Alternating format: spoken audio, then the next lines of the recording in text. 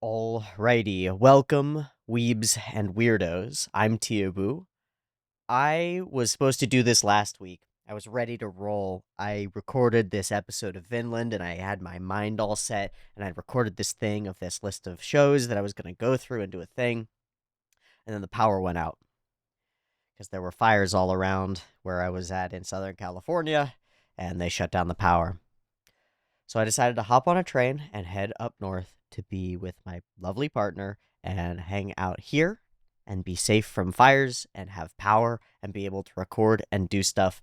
And that was a really good idea, honestly. And then I got really sick, probably from somebody on the train.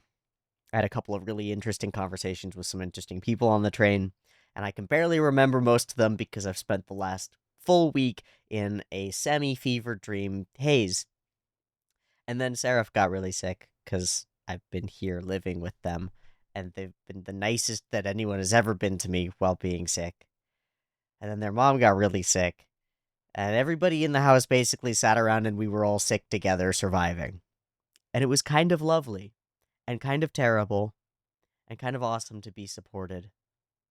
But I haven't been able to do anything, like breathe or move around for more than like 15 or 20 minutes at a time before I need to be like, I gotta go lay down now. So my initial plans for last week to really hit the ground running and start off getting every show done that week and all this shit evaporated the way that they do.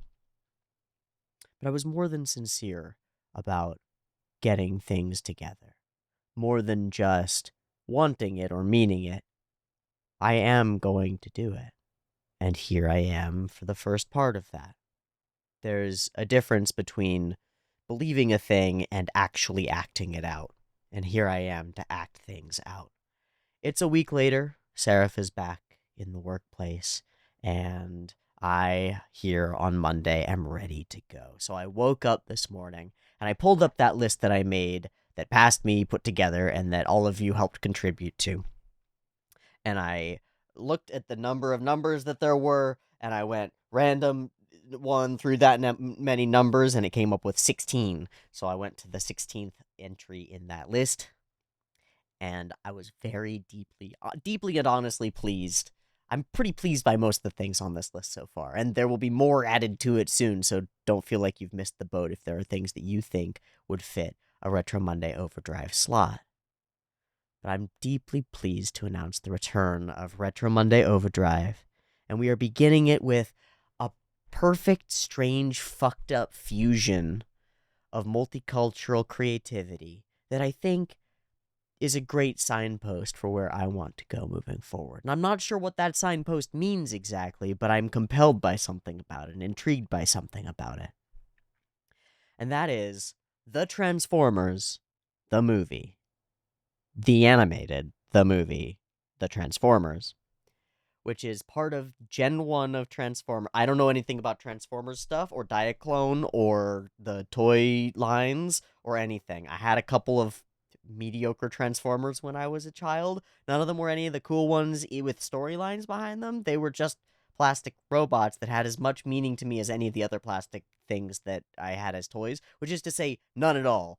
And I always felt deeply disconnected from that fact. I understood that there was supposed to be some sort of storyline or meaning behind these cool robots.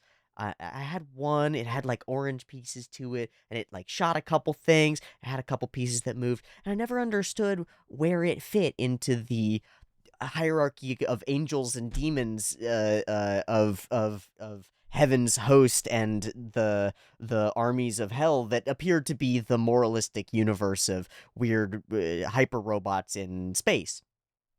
My only real exposure to Transformers was the more modern what's his face explosions things movies with Shia LaBeouf and actual cannibal Shia LaBeouf. And piss jokes, and then maybe more importantly, the Lindsay Ellis videos breaking those down the whole plate, which I found really instrumental in launching me into a certain type of interest in a certain type of analysis of media. I've always wondered what I was missing in those old Transformers things, because there's this interesting hybridization where the toy line is Hasbro and Takara, and it was sold on both fronts, on both overseas and here, and the media was created for both as well, and significantly animated in Japan by Toei, but mishmashed between them and Marvel Studios in the United States. So there's this creative endeavor happening between cultural lines that actually bridged the gap, because most giant robot stuff stayed on that side of the pond until more recently, until kind of an otaku uh, uh, uh, an American otaku perspective kind of gathers and discovers this world of real robots and super robots and all this stuff that's there, but it's very under the radar. But Transformers is a brand that people recognize, and a lot of older people have an actual experience of as a show that aired on TV and as this movie. So, when it got recommended, I was tempted to be like, but that's American. And I don't really watch American stuff. But I have no compunction against watching American stuff. I have no reason not to, and so I might as well watch American thing. And besides, it's not really American, it's Toei that animated the thing. When you look it up, you don't find The Transformers the movie 1986 on my anime list. You find it on IMDb, but there's a huge amount of staffing that's back and forth, and that's a mishmash. It's maybe a thing that's harder to categorize than most of what we like. I find that a lot of us gravitate toward things that we can put an easy label on and put in a little box and say, like, this is a thing, and I want to engage with a thing like this, and this fits that box, and so I'm happy to engage with it. It's safe and it's comfortable. Example, shonen. This is a shonen action series, and I'm comfortable engaging with a shonen action series because it's not going to make me think too much, but it's going to make me think about how my friends are cool, and I'm going to be like, whoa, some cool fights, and it'll be like, it'll fit whatever my mental image of that is, and I can put it in that box, and I can engage with it as such. Or like, cute romance otome show, right? It's like, there's going to be a girl who's very plain but also very cute, and she's going to have a life that's away, and there will be guys, and they'll be interested in her, and I can engage with that whole thing in that box, in that level, and on that way. The Transformers, the movie, transforms between one thing and another thing. Is it an American commodity series trying to sell toys? Or is it a Japanese robot series based in the rich history of Japanese robot series? Is it from an American company? Or is it a Japanese animation studio with all of the ways of doing things that come with that? Is it a film, or is it an OVA attached to a series? It's kind of both. It's kind of both. It's kind of both. It's kind of a car and a person. It's kind of a semi-trailer truck and the leader of the future. It's kind of a couple things at once. And so am I, and so is this, and so is the channel, and so is reality, and so is, yeah, so is reality, right? It's kind of a couple things at once. And taking it at face value as just one thing is kind of the opposite of the way that we here on the Teeaboo channel, where I make the Teeaboo stuff, try to think about things. We try to look a little bit deeper. We try to say, like I did when we began Jujutsu Kaisen, which sort of launched this last arc that we've been in. It's been Fujimoto stuff, and Jujutsu Kaisen stuff, and Chainsaw Man stuff, and I have Freerin stuff, and some other things in there. It's been about wrapping our heads around some different perspectives on reality. But what I said there was that we could have simple shonen anime, and that could be the most influential thing that actually convinces you of a certain way of being and changes your fundamental way of interacting with reality. It might be a dumb popcorn food entertainment thing that you just engage with without even considering it, and also it might be the most important thing you ever watch. It could be more than one thing. So on that thread, I want to, having had some serious inconsistency in the channel for a whole bunch of reasons, most of which can be boiled down to this guy, because I'm in control of the dang thing. After a bit of a break, it seems like what we're going to endeavor to do now is to step into the world and recognize that things are more than they appear, and try to generate some synthesis between the multitudes that present themselves to us through the things that we experience. It's common to hear people say, people contain multitudes. So do a lot of things. So do a lot of ideas. They contain multitudes, and they're not all one thing. And there's a degree of nuance to looking at the world that way that I struggle to wrap my head around, even when I am at my most high functioning. I think we all vary a little bit in our capacity to understand things and our ways of thinking. I struggle to wrap my head around the potential infinite dialectics and bring them into synthesis of the many things, ideas, people, places, organizations, corporations, communities, political movements, social ideas, trends, to wrap my head around them as the multifaceted, extraordinarily complicated things that they are, and to divest myself from the need to fully understand them is maybe some big part of that. But then to look at them and try to observe them from as many angles as possible and see what other people see in them and determine how I want to engage with them moving forward based on a more full understanding of that thing, rather than taking it and being like, well, this unconsciously causes me fear, and so I will label it as the bad place made of the bad people who are demons and wrong and evil, and put that away far over there so that I don't have to look at it anymore, right? Like, say it's a political movement that I disagree with, or a group of people fighting for some kind of right or rule or regulation, and my response to that is, well, they're just box. Probably I'm wrong about that. Like, probably I'm wrong about any box that I try to put on a thing. This is one of the real deep struggles with categorization of any kind, or genres, really. Once you get to the nitty-gritty of it, you're like, well, isn't sci-fi just a horror movie that contains these other things that you say make it a sci-fi movie? And the other person's like, but it's sci-fi! It's like, yeah, but that's your box, man. And it's just a box, man. It can be more than one thing. It can be a whole bunch of things, and maybe those things need to change in relation to this. Because this is just a film that exists, or just a, a, a way of doing things, an ideology that is presented, and maybe it doesn't fit the neat categories that you previously worked your world around. So one of the things that I want to endeavor to do as a human being is to expand my internal categorizations of the world to include the fact that a lot of things aren't categorizable.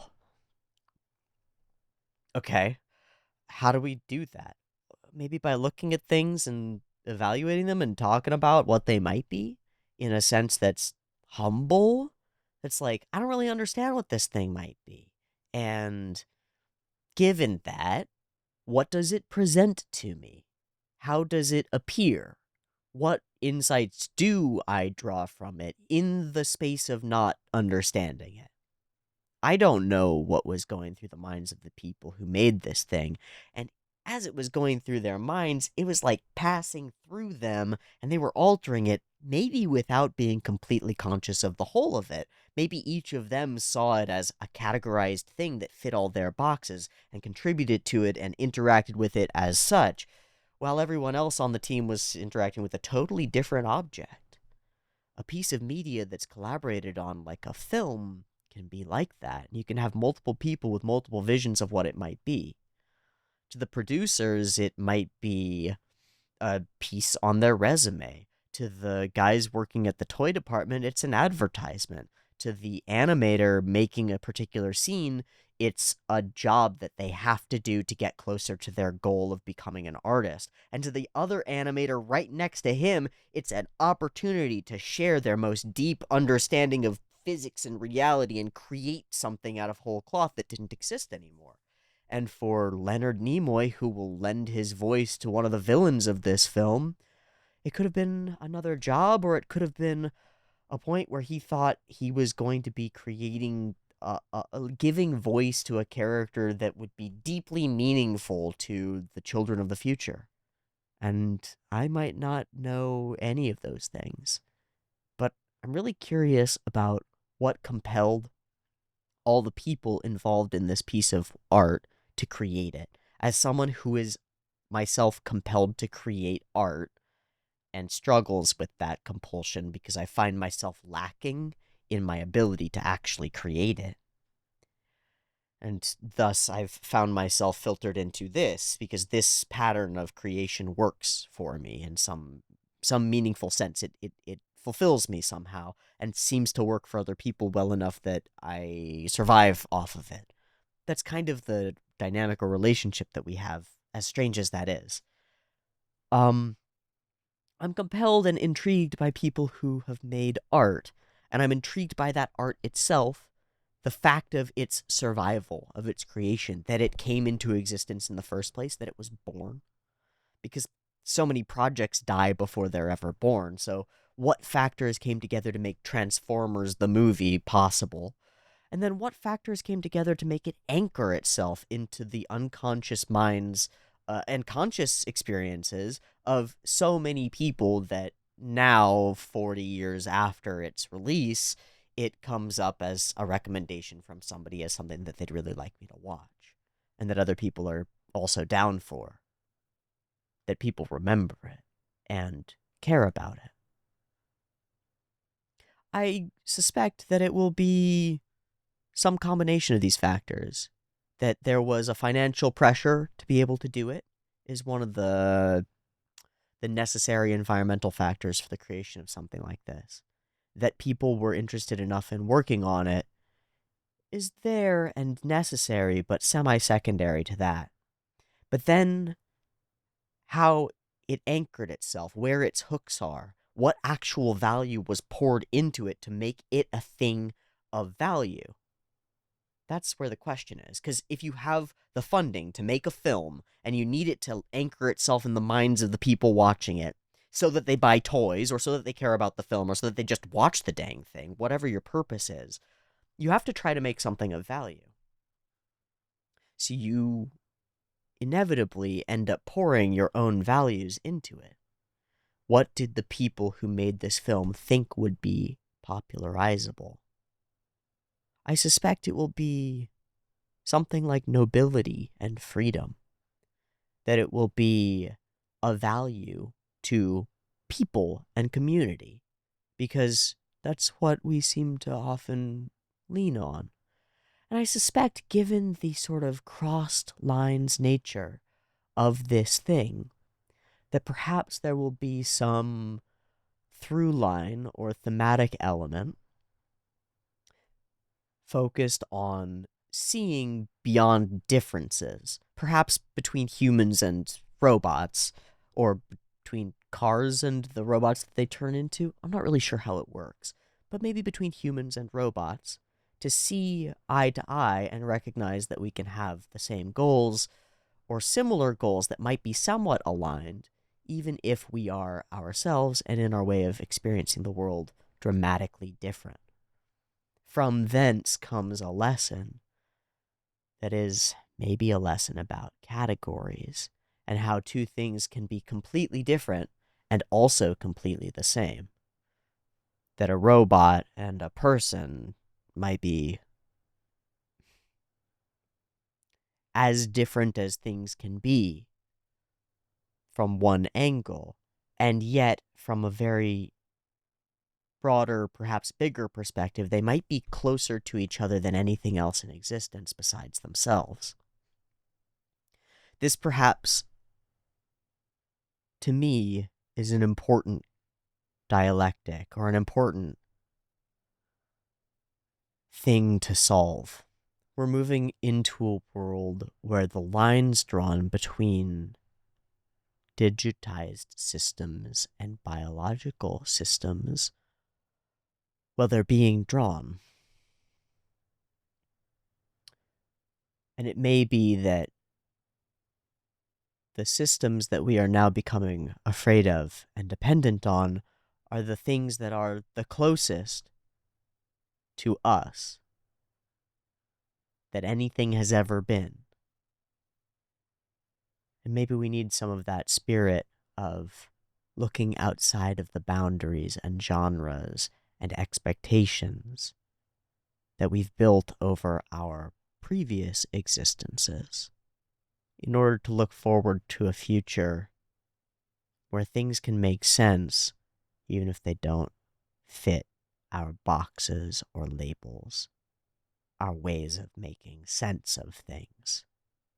Maybe there's a broader kind of sense where two things can be completely opposites and the same thing.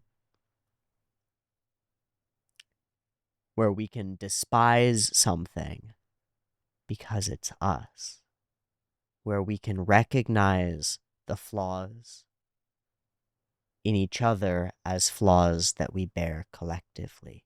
Where the boundaries between us that feel like they keep us safe but just keep us alone can be distinguished from the ones that do keep us safe and let things in. Because a good boundary is a permeable one, and a good genre categorization allows for things to flow. So the best structures are the ones that aren't very structured at all.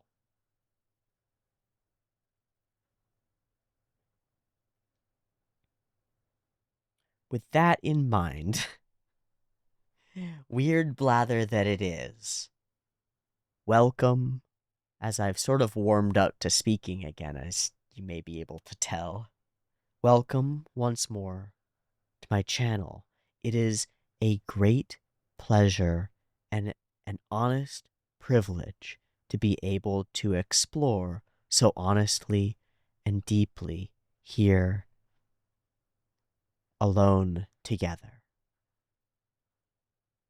For as humans, perhaps we will never be able to see each other. Perhaps we are as different as one snowflake from another, as different as two things could be, and yet we must recognize that in some way we are the same. So let's watch a film together, and we'll see what we think about it. And I imagine we will see very different things in it. And through sharing some of those, even one-sidedly as we have here, perhaps we can both grow in our understanding of everything. Through the lens of a group of people who made a movie 40 years ago about robots that turn into cars. Maybe there'll be something to pull from that. Maybe it'll just be dumb and fun. Either way, it's an honest privilege to be here for it. I'm glad to have you along for the ride. Let's strap in and roll out. Is that what we say now? We say roll out? Okay. We're going to watch The Transformers, the movie from 1986 as part of Retro Monday OVAdrive, a long-running show that is coming back. It's an hour and 25 minutes long, which is pretty toasty, but honestly, that's about how long I have before my partner gets off work, so it's a pretty perfect timing anyway.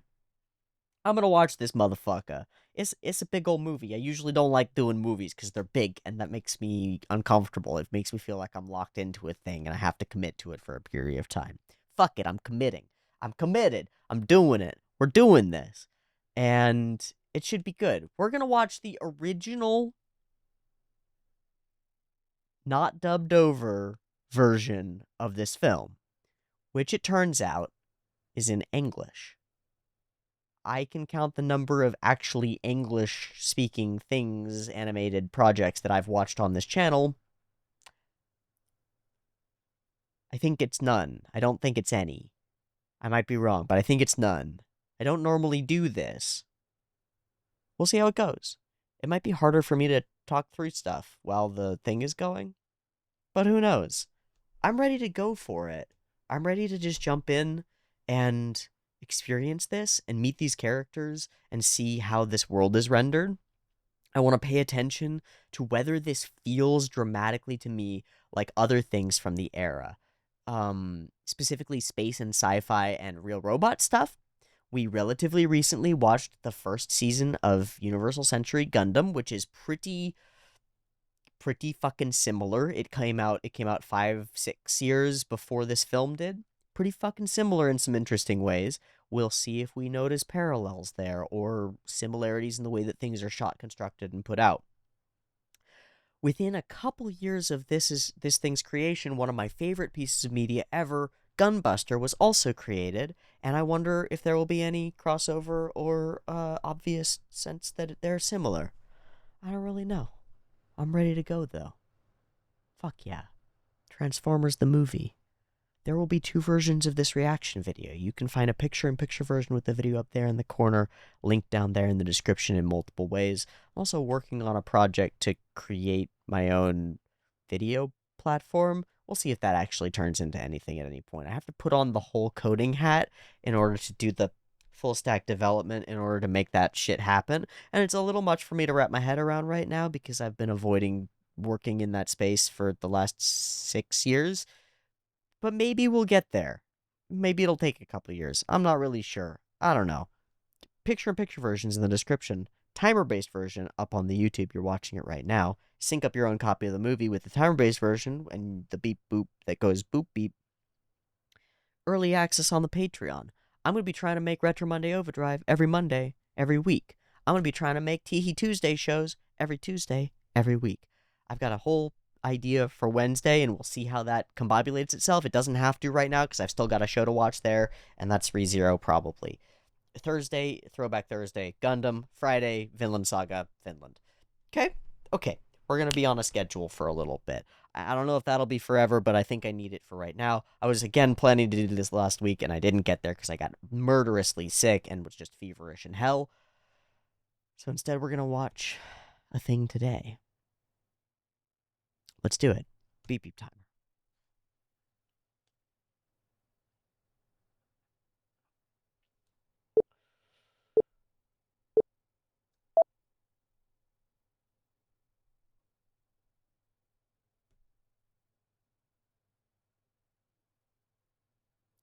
Deg.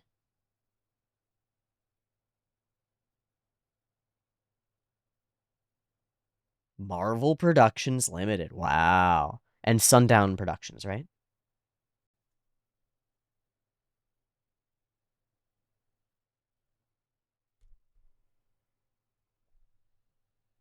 Wow, that's really cool looking. Is this a droid?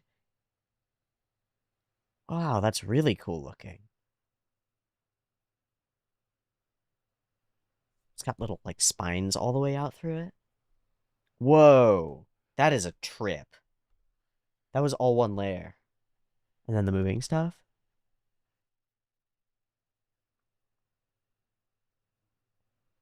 Oh my gosh. They have whole lives and families. What?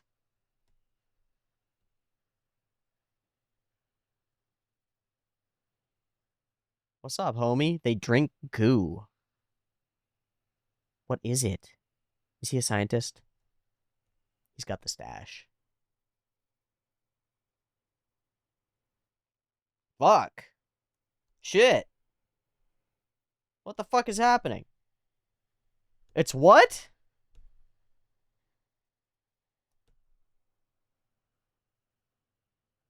Oh, my stash. Oh, is it gonna eat that? Oh, shit. Oh, fuck. It's like, it's fully world devourer. Doesn't care that you're sentient creatures. You're just...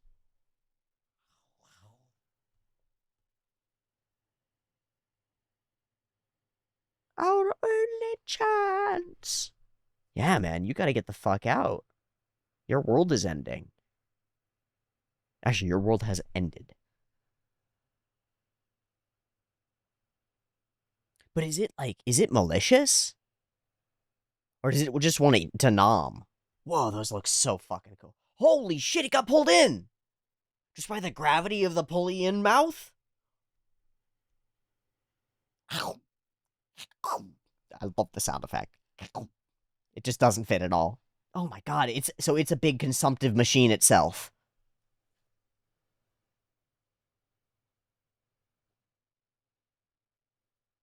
Yeah, it just wants to nom stuff. I don't think.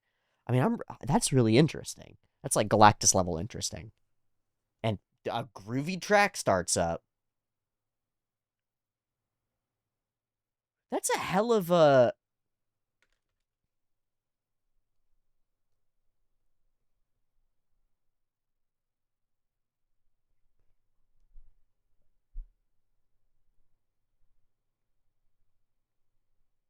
Okay, I had never actually heard that. I've only heard people say it. God, that's sick.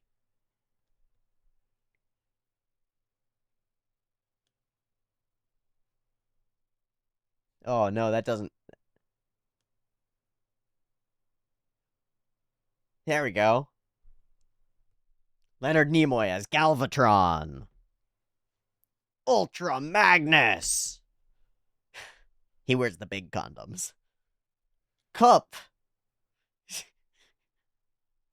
Cup. Unicron. Wait, that was the guy that with the big world that we just saw. It has a voice? Is it a homie? He seems mad. Actually, he doesn't seem mad. He seems completely ambivalent. A god-sized entity that doesn't care what it chews up, which is to say, I don't know, an insurance corporation.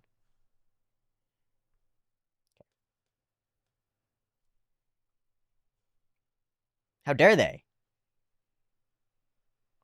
Music score by Vince DiCola. Let's go, Vince. I think you did great.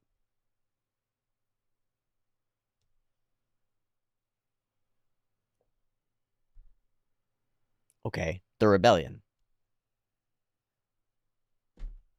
Valiant. A value statement, right? They are valiant in wanting to retake their homeland. So retaking your homeland is good.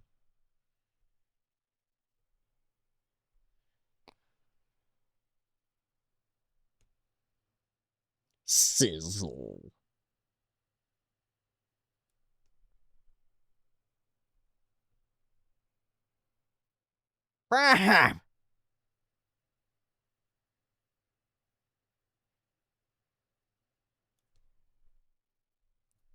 Looks exactly like the bridge that Haman Karn would be standing on. Oh, he transforms! How convenient.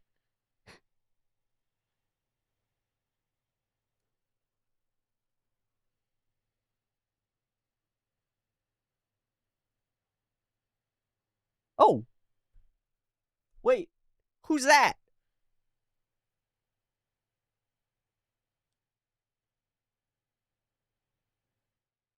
Huh?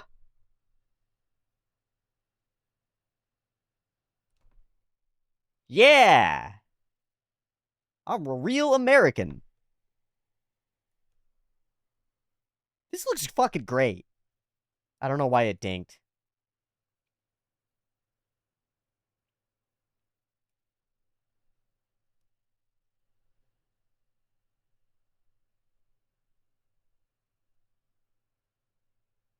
A lot of luck.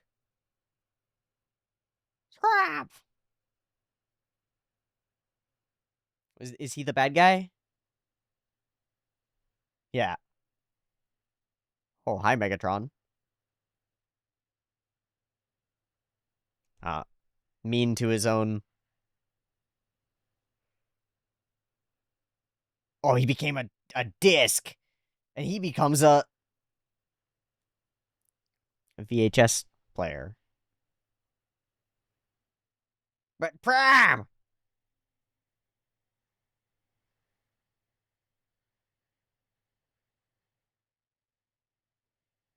Bum bum bum.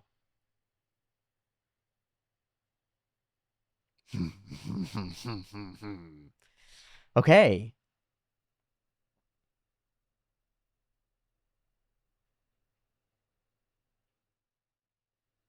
Fuck. Oh, it looks so good. Oh shit. Die Autobots. Oh, he turns into a gun. Oh, he turns into a gun. What a groovy track for our main characters getting attacked.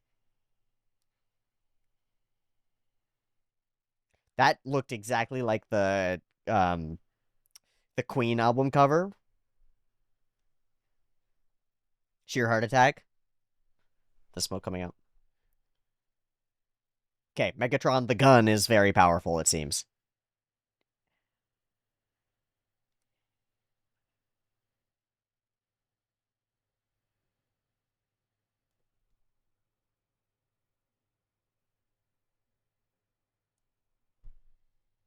Huh.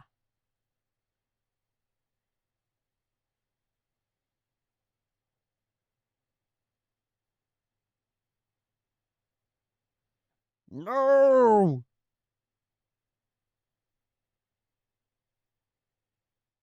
Shit. That was a full death. So we had a planet destruction, and then the.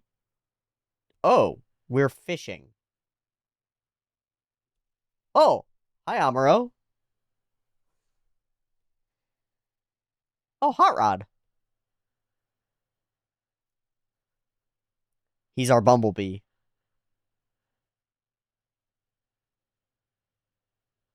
Who makes giant fishing rods? That's a Whopper. Have it your way. Oh, my Transmondinator. I feel like that map was inaccurate. What is this future? Oh. Oh, he's gonna do a cool skate. Fuck, it's sick. That seems exceptionally dangerous. I want one. And so do you. This is right in style.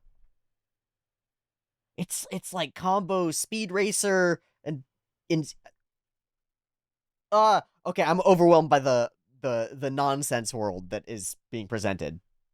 How fucking wealthy are you, bro? I guess in this future there's all this technology available, right? Fuck yeah.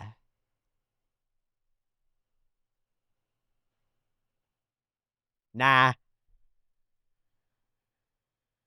Oh, this is his place to be though, right? Did he just break in somewhere? Who cares?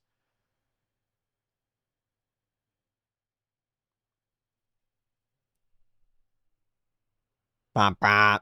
They did do what is in their name. They deceived.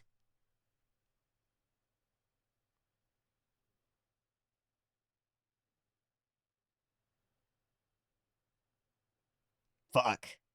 Fuck. Just war begins. Holy shit. Explosion choices and color choices have been great. This is so fast paced. There's just stuff happening. We're like right in media res. The story's happening. No setup. Just turn into robots and shoot each other. Honestly, it's sick. This is as cool as a thing can be. Holy fuck.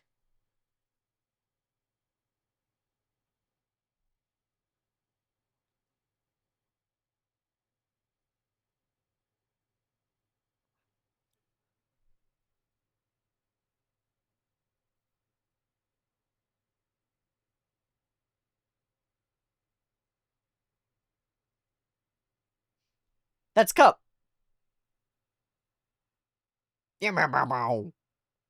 Fuck. I can understand why that noise would get locked into your brain.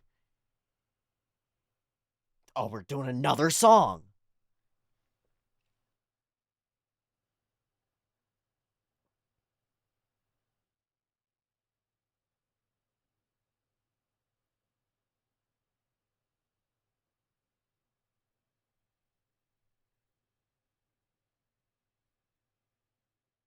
Those lasers look so cool. They're like blocks of light that have their own patterning in them.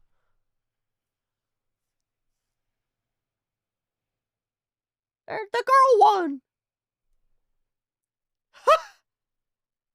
Mhm. I don't know why we're dinking. That's okay, though. That's RC, right?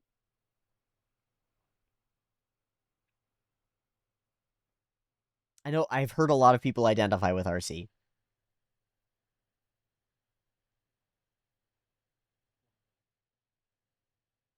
She doing a strong thing. Oh, fuck. Gears. Oh, so many gears. Oh, yeah. Oh, that's fucking sick.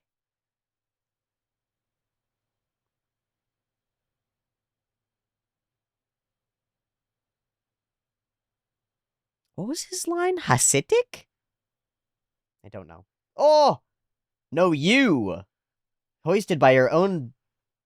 You gonna blast your leg off? Yeah. Wow. Man, these characters are war torn. They make war choices. That's a lot of guns. We're very pro guns for the right reasons, right?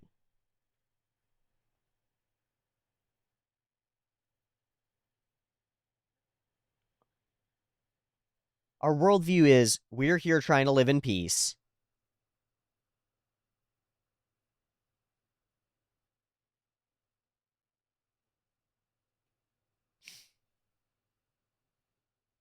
That's so cool.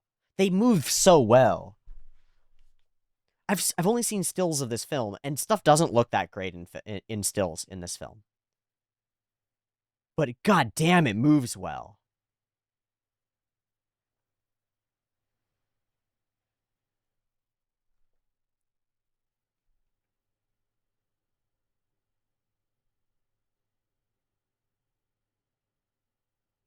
That was awesome. It does seem like the most awesome things are very understated, like not focused on at all.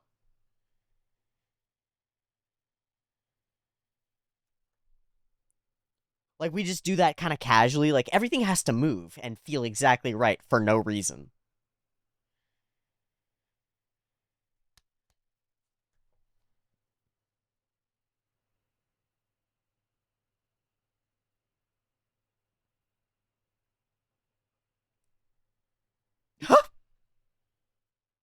Oh my god, they're little mini ones. And a dog!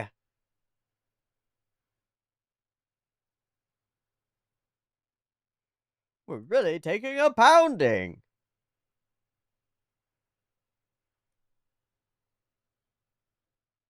Fuck. Oh, they're little guys. I mean, of course they are. They got shot out.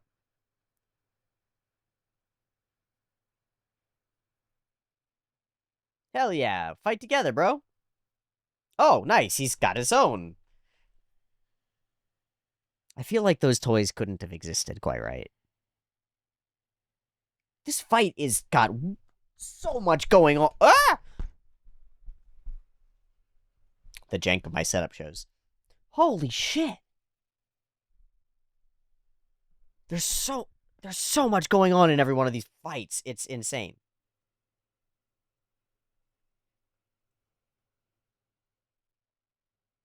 That's a lot of Decepticons.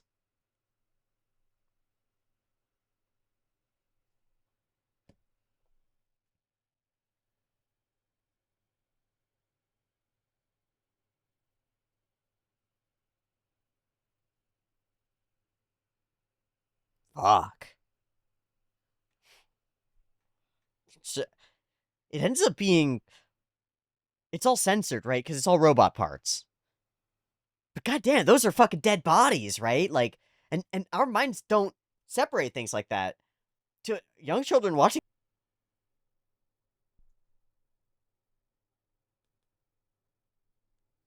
I don't know why. I will have to deal with that.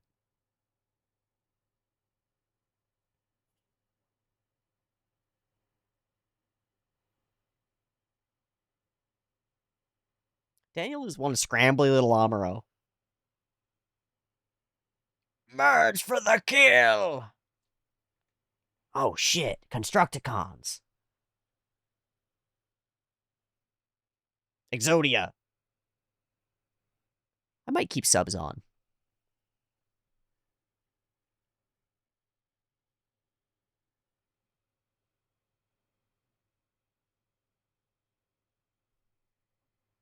I don't know what he's talking about, though. Holy shit. So all that setup that we were doing was to kill the guy that hadn't emerged until we'd already set it up. And then we knew that we were gonna... Okay, it looks awesome. I don't care. I need to stop thinking logically about this film. And allow my inner child to just be like, holy fuck, that's pretty.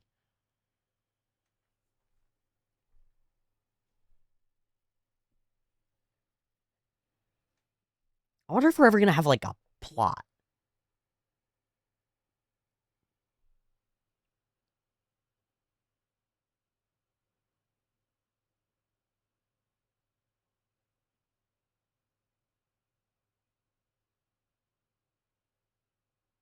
A lot of these are pre-established characters. So we're doing a lot of, like, and there's your other favorite friend who you already know. Fuck. That didn't seem like a possible transformation at all. Oh! Oh! Oh, they're losing! Oh, I didn't think they'd lose. Oh. Okay. Oh, fuck! Yeah, bro! So I don't know about that, though. No matter the cost? You got the power. Are we doing a self-sacrifice thing? Is he gonna drive into the... He's gonna drive into the gate of Minas Tirith, or whatever it is?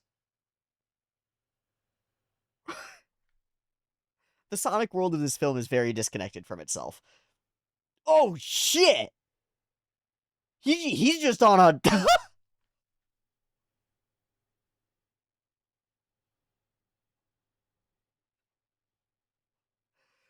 Holy fuck! I guess the answer is just to go John Wick mode. You're the good guy, and they're the bad guy, so you shoot them more, and then you win. Okay, we're just gonna take it. We're just gonna fight.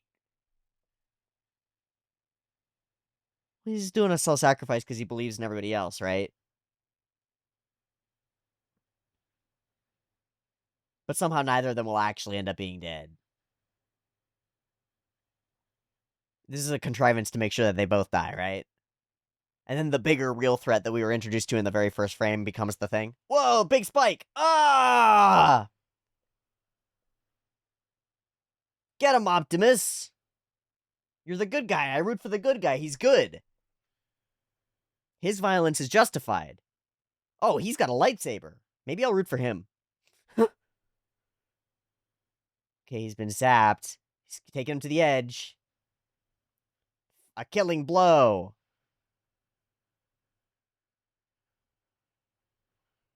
It's a good fight. This is Mobile Suit Martial Arts. Why are you so mean, Megatron? You know, it's kind of refreshing that there isn't an answer to that. It's not like he had a tough childhood. He just is evil. All right, we got the chance to finish him. Are you going to show mercy? Megatron must be stopped, no matter the cost.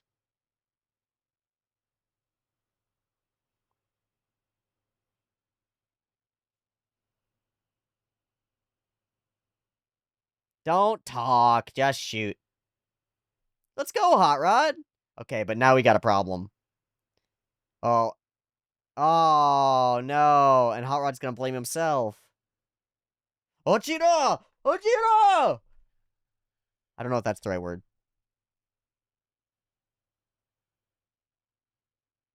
Hot Rod's totally gonna blame himself.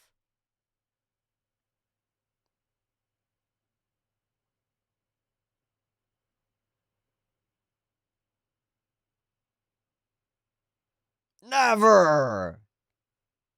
Oh, sick. With the power of being a real cool dude, he got him.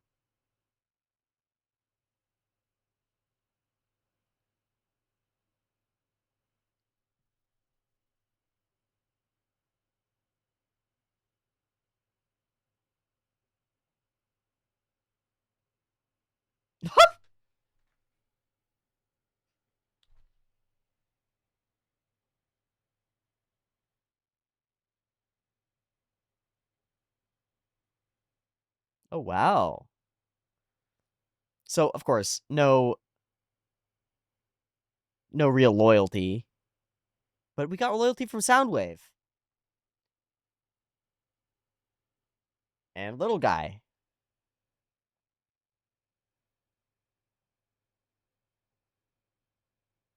But at what cost? He said Megatron must be stopped no matter the cost, but Megatron has not been stopped. He's been halted for now. Okay, I'm so interested in Astrotrain. Does Astrotrain... Astrotrain is a rocket. And also a train. Why didn't I think of that? So wait. Is it also a person? Is it a humanoid robot and also a train and also a rocket? That seems like a lot of hats. Okay, how Megaton?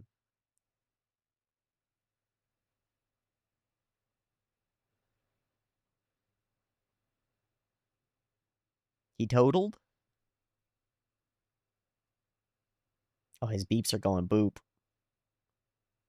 Eh, probably right. Okay, he believes in something transcendent.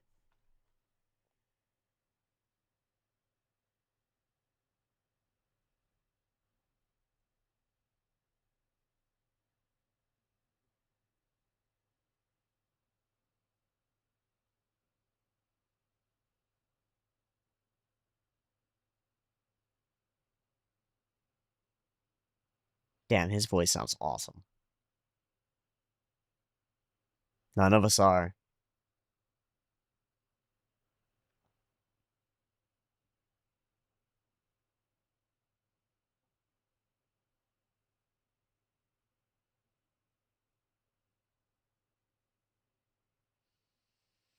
A belief in a messiah. The matrix of leadership.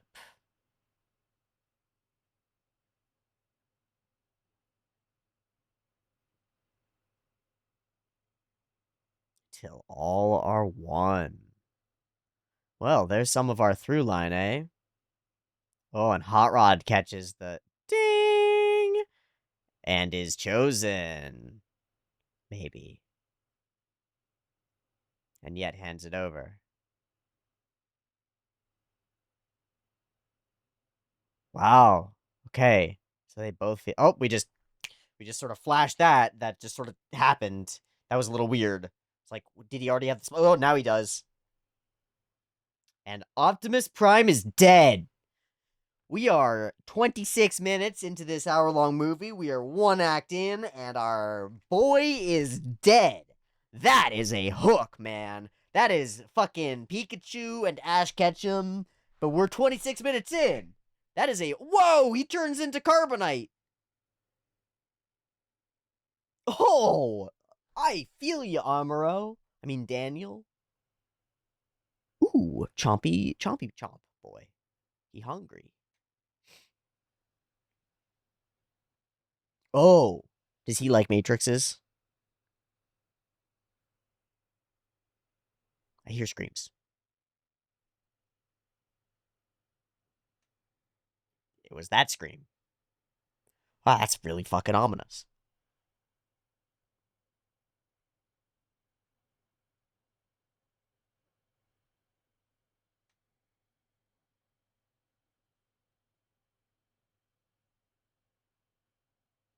Great.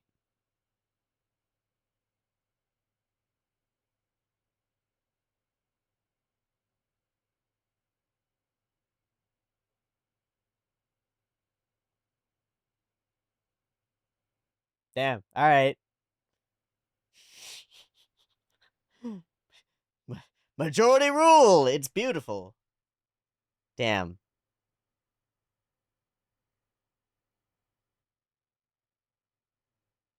Starscream is a ding-dang traitor.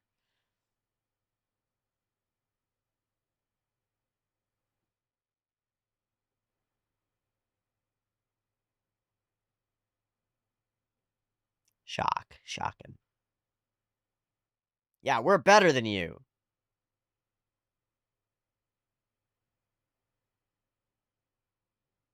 Yeah, I've got tiny me's. So why did they all follow Megatron?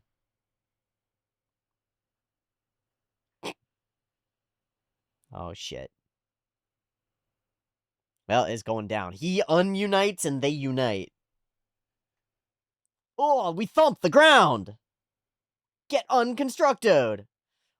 Man, they fell apart fast. It's like Genghis Khan's kids. God, it all looks so fucking good, too. That is a hell of a magic school bus. Alright, so now Megatron floats through space and must connive a way to survive.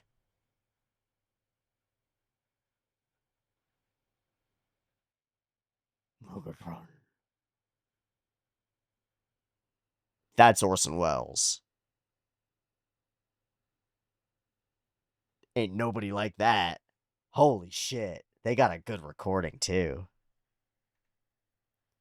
At the edge, he holds on.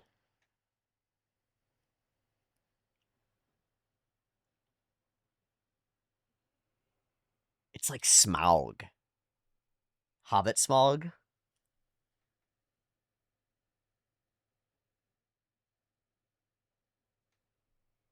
Chompy Boy does. Fuck. Oh, that creates so much space. Oh, I thought he wanted to eat it. Oh, it's the Ring of Power. It's the Ring of Power.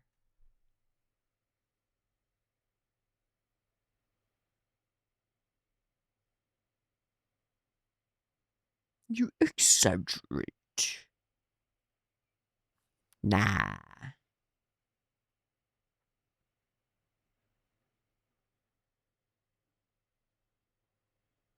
Dude, what is Unicron? Destroy it for me. Yeah, but I walk out.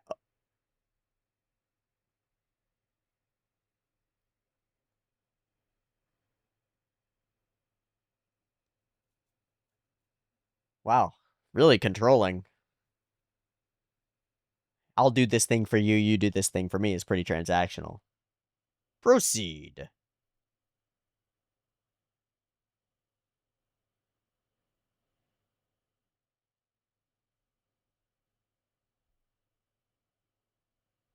Wow.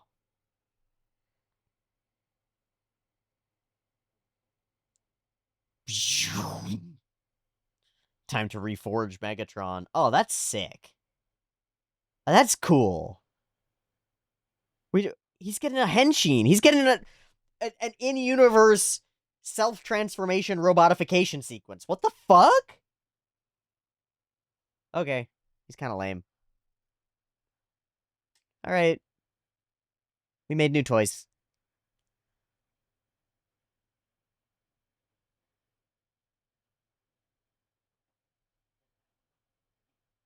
Oh, they are sick.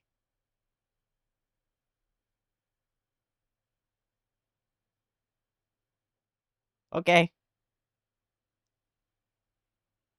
It's a train. Nope. Just poops out of ship. So truly, Unicron is Hasbro, right? That's Leonard Nimoy. Oh, and he uses his gun as his zoom zoom.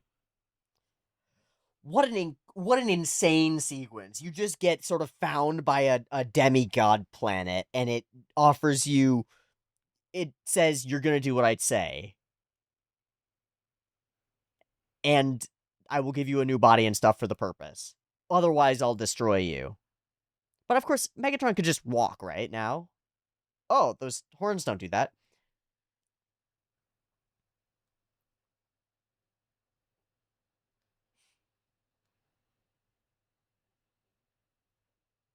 Alright, we did it. Jojo!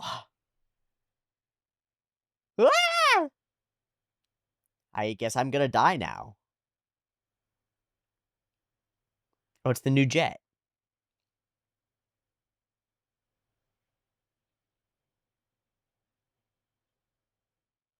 Galvatron. Oh, here's a hint. Still turns into a gun.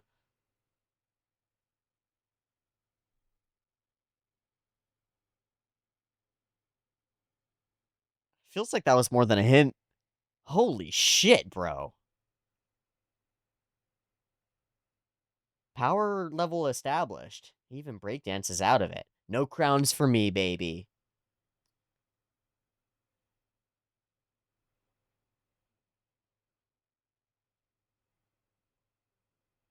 Okay.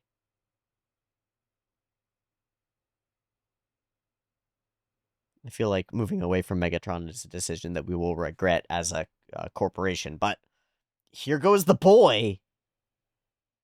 Chomp chomp. Chomp chomp the destroyer is coming. Oh, fuck. Yeah. I'm walking here, trying to get a bacon, egg, and cheese down at the bodega. Oh, damn, I didn't get you a good glimpse of Earth.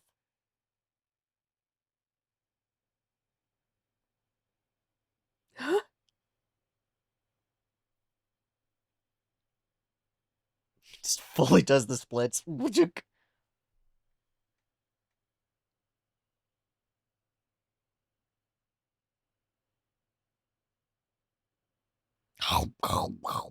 God fucking damn, it's so cool.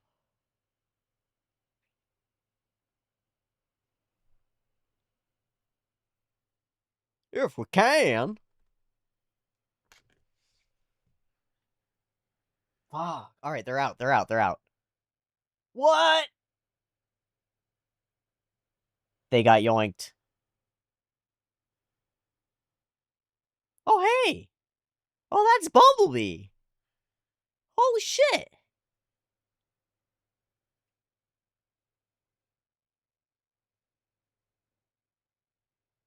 I guess he's probably a character in the series. Wow.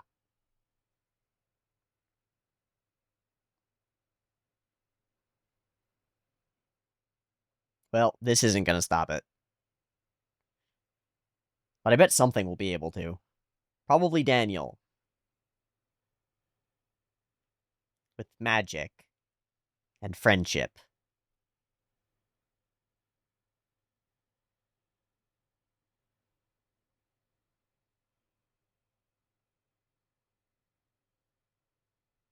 This is so incredibly 80s.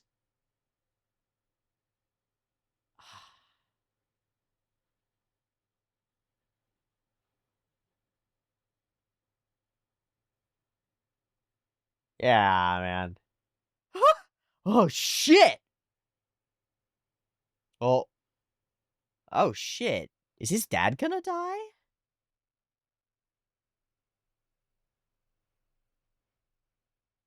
Oh. He's like, no.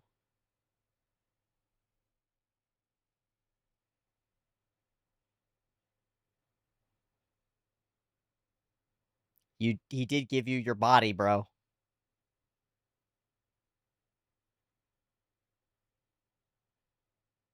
Damn. Megatron is really, like, forcibly pushed to his limit now that he's in this terrible abusive relationship with Daddy Planet.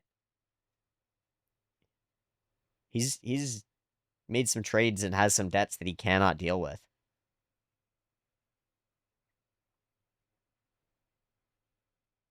Yeah, he's dead, bro. No, dude, he's inside it now.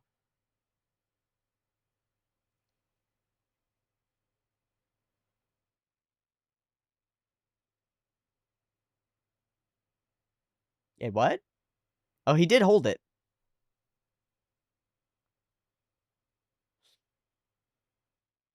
Fuck. It's our only chance.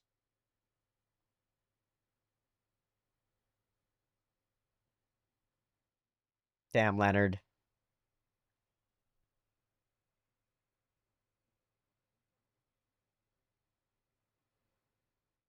Oh, he's got his face on the...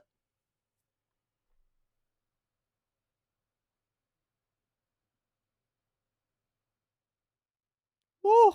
Holy shit.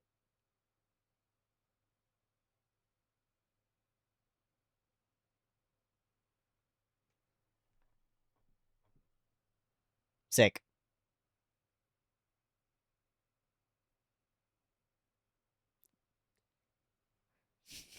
That's a full person. Alright, let Grimlock go bash brains. Oh, fuck! Err. Well, Grimlock, what do you shoot?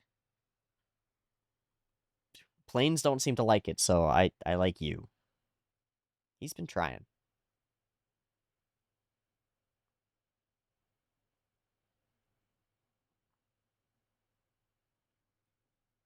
Just ask them? How will we do it? Oh, we're pushing them too. We're wrangling them. They're full people.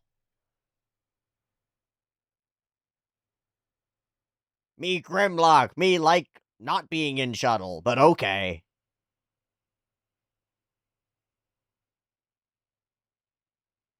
Petro rabbits?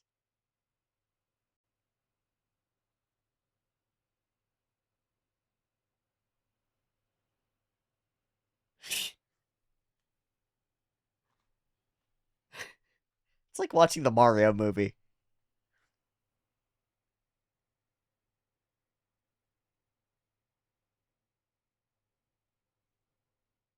This is simultaneously an insane nonsense fest and also really cool.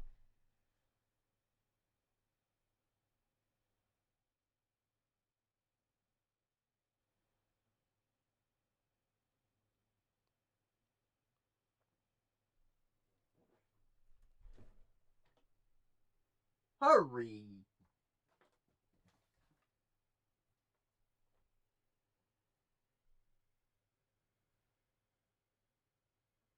Oh shit!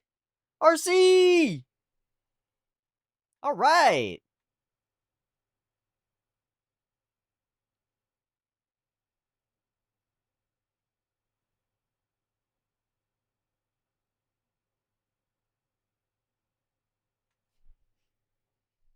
I can see why people identify with and relate to RC. Nobody's ever mentioned that RC's female. Like, it's not a point that matters. She's just been out there doing stuff, like lifting heavy shit, moving things, being a part of the squad, doing things. It just is included without being like, we're including this person because we have to. She's just included.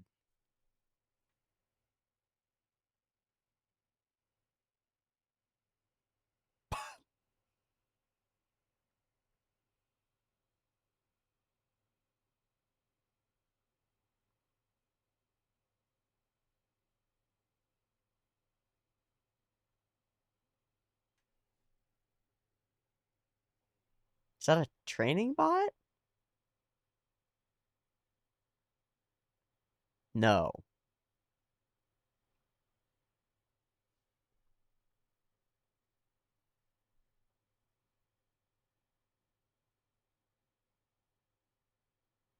Fuck.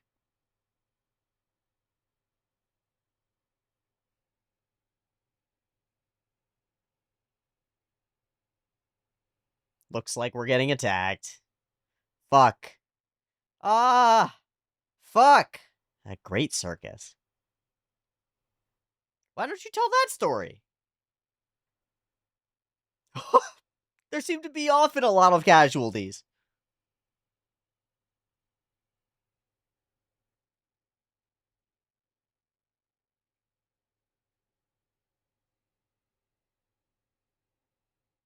I have no idea how.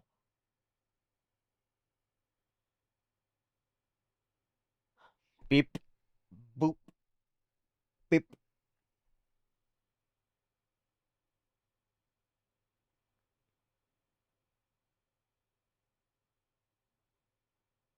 Shit. Shit.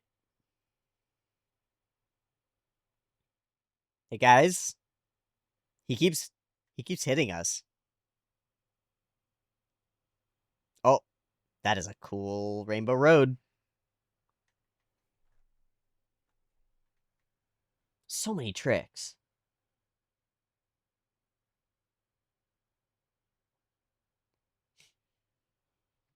I can't deal with it.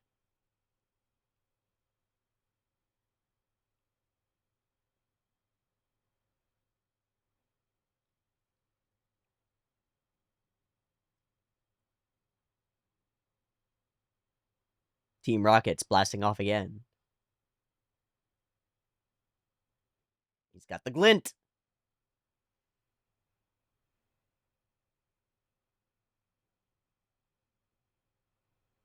So let them explode our ship in the hopes that they think that they fully got us. Boom. Boom. Cool. But it won't work. Because Unicron's gonna know. Yeah, haha. So you say.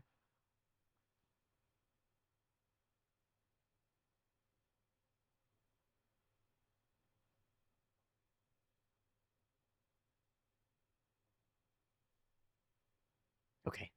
We're free. Just barely.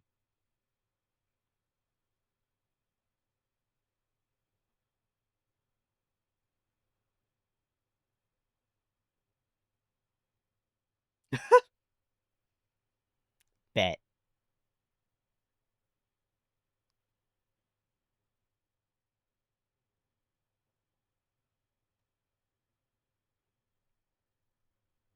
The phlebotom sure is acting up. Oh. Wow. Holy shit. Is the planet of junk?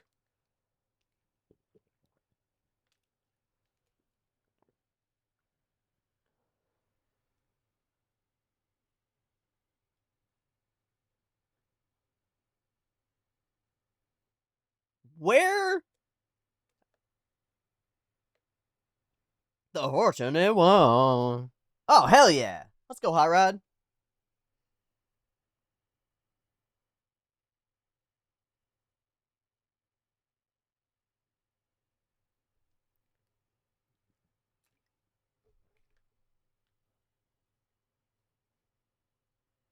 We are driving underwater. The fire in our eyes.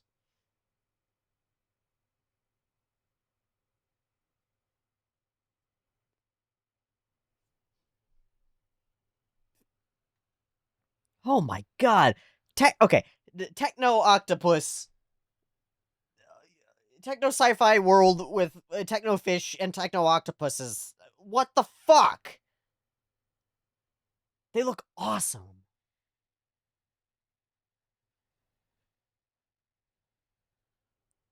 They look awesome. This is a tour de force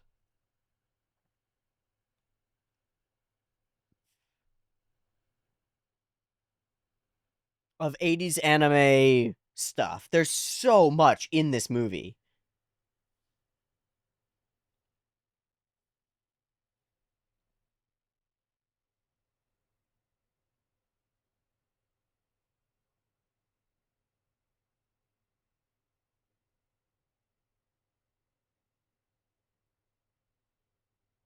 Hot Rod does have some trauma around not being able to save the people around him, or maybe like causing their death.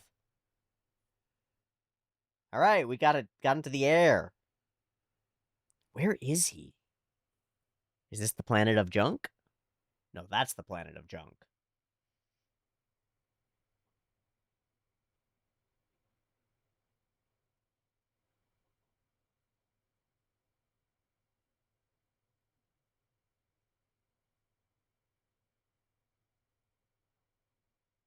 That was so much stuff.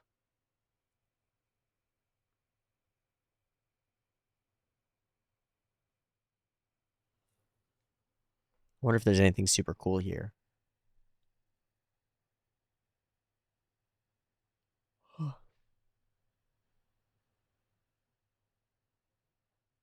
Holy shit. You are made of squishy stuff, kid.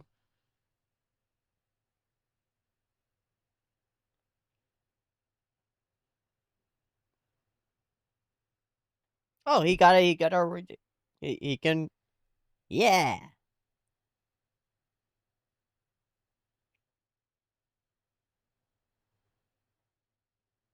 Hmm. His dad's suit. Wow, it looks great. Determined. Ah. It's kind of tricky. It sure is, kiddo. Oh, shit, he did a flip, though.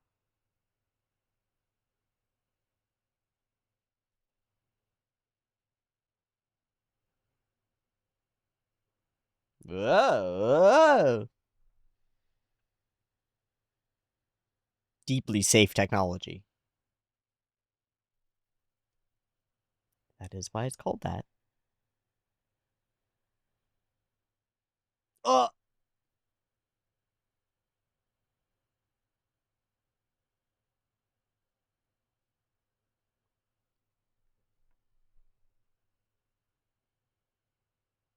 what? What? What sounds were they coming from their mouths? Were they speaking at them? Are they what? Okay, it's fine. It's fine. Hey, cup's all fixed. Ish.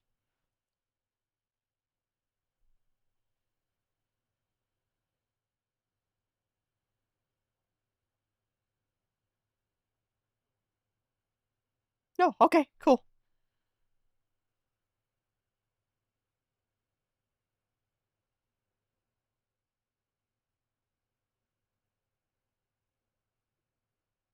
We zooming. God, it's so weird.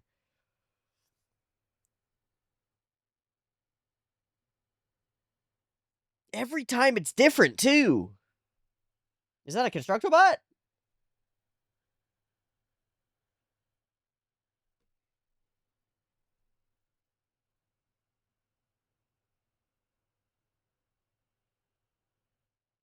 Bah, weep, grana, weep, ninny bug. I feel like I've heard that reference somewhere else.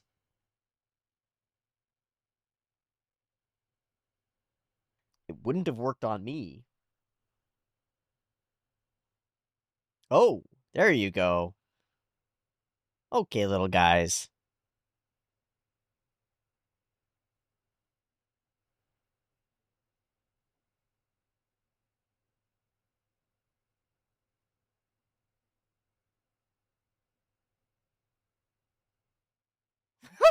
They're reciprocating. They are reciprocating. Who's this? What is this place? I can't. I can never tell whether a place is like. He's always got a story.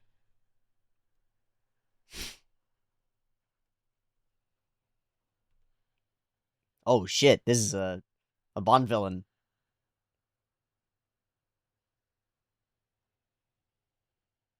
What? What?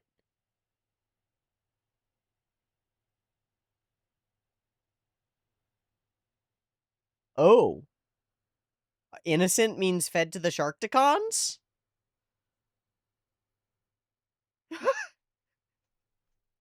I don't know if I trust this magistrate. Yeah, that one sucks. Bee wop, gree wop, ninny bog.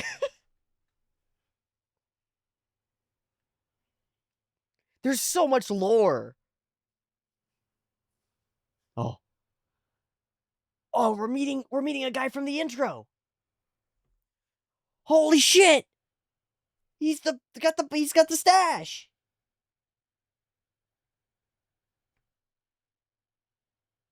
So finally, that section meets this section. Oh, the Sharkticons, they're here. Oh, he's gonna get found innocent. Nobody cares.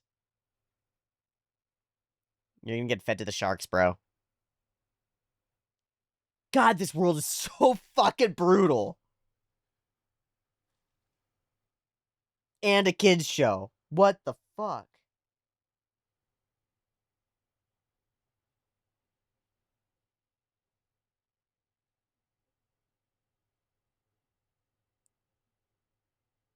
Guilt. I want to find out what guilty is. What? We gonna save him? Nope.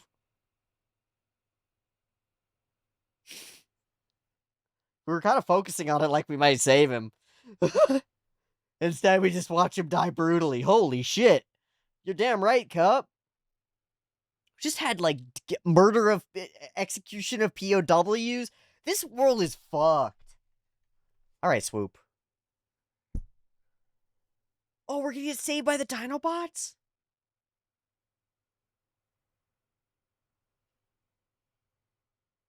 Fuck.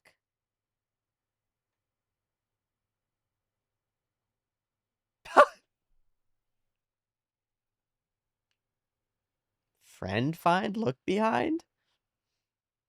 Oh, hello. Oh, he's the little red guy who was talking to us before. Squeak squonk.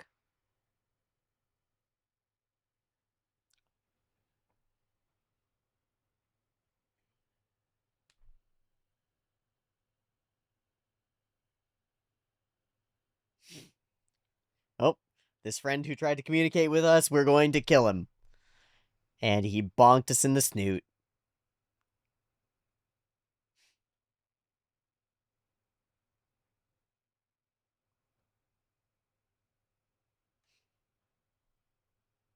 It's like the slowest paced interaction that we've had in the whole movie. This movie's really weird. Oh, the butthole! It opens! And we see. I did what you asked.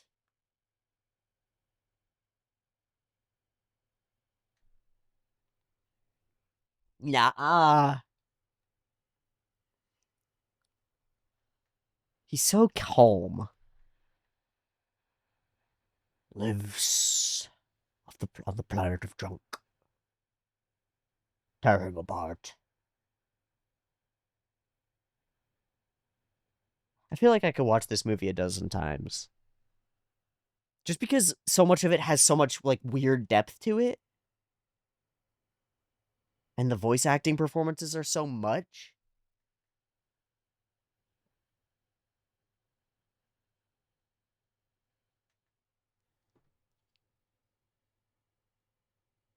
What?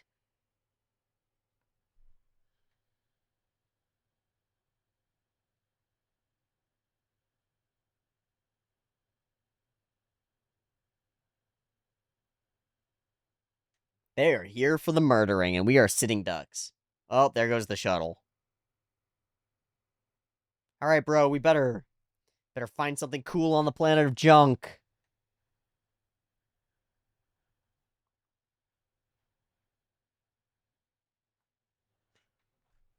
He can wait. That's a there's a person inside that.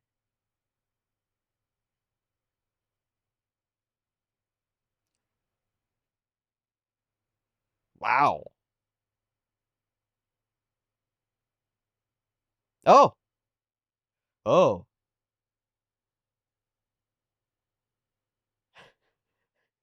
I always want my vehicles to be oriented so my face is at the front of the vehicle. Oh, that scene is awesome. The like bouncing over stuff and jumping around. It's awesome. To all are one. Okay, he's sort of optimising it. My guy. What? Why did you take the Matrix out of the place? Okay.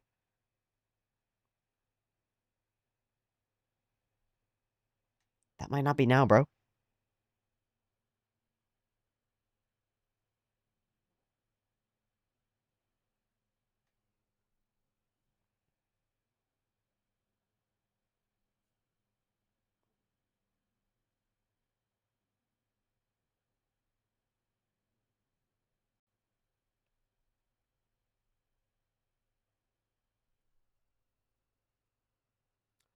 Ah.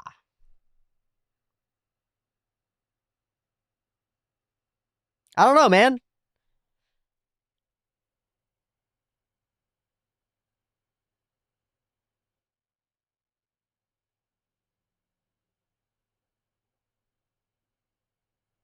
Not often. I have contempt. Yeah.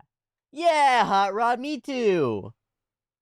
Come on, say guilty. Come on, say no. What the fuck? Oh, the things went away. Fight them.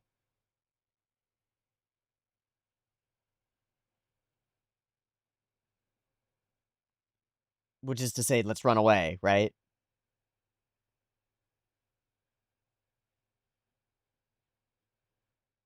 Yeah.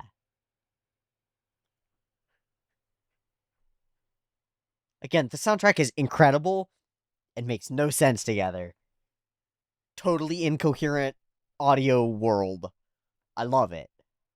I'm kind of obsessed. It doesn't even care. It doesn't give a fuck. What? They spun though so that they could water the out? Yeah. Yeah, they did. Yeah. What? Yeah. Okay. Yeah. They dig cans and crack grills. Yeah. Tell them, Cup. I feel my brain imploding. I absolutely feel myself dying, losing brain cells, and reforming new ones that don't make sense.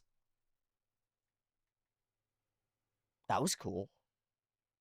He fell apart in layers because he. I just want to stop and watch that like 5 times. Oh shit! Good job, Dino boys.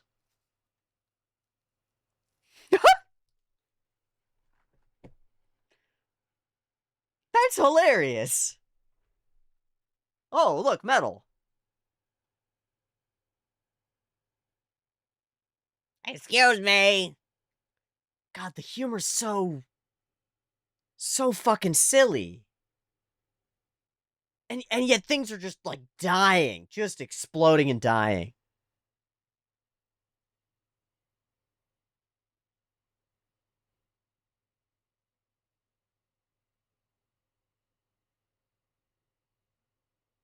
Okay, bro.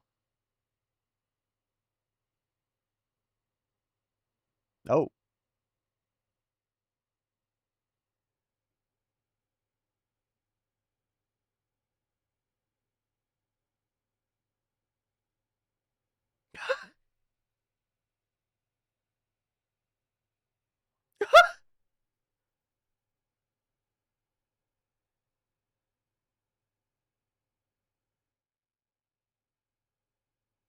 Okay, he friend now.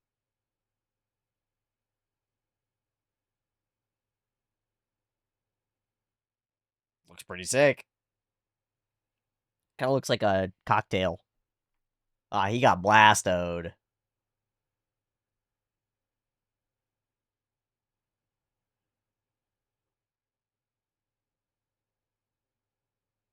Shut up, Blur. We don't need you being all anxious. Cry. Oh, here they are. I do not like this guy. Oh, they're trying to kill us.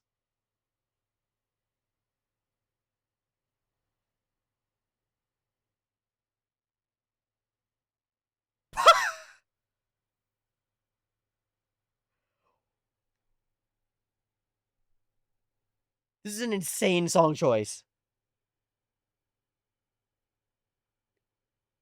And also, who are these people and why are they doing this to us?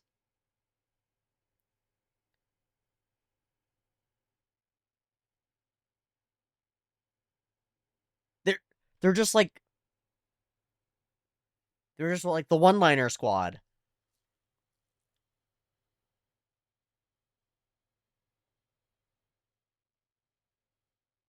Wink? Is that Weird Al?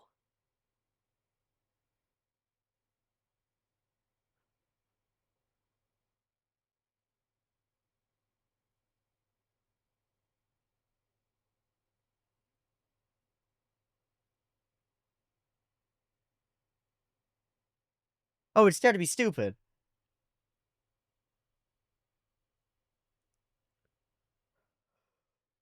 Where? Oh, good job, buddy. He clunked him with the clink. Oh, and the shadow of doom arrives. Oh no, it's the ship.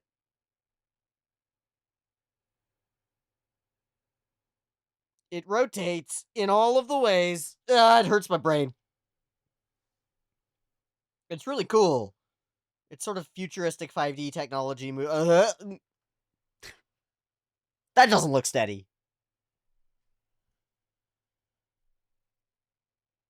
What?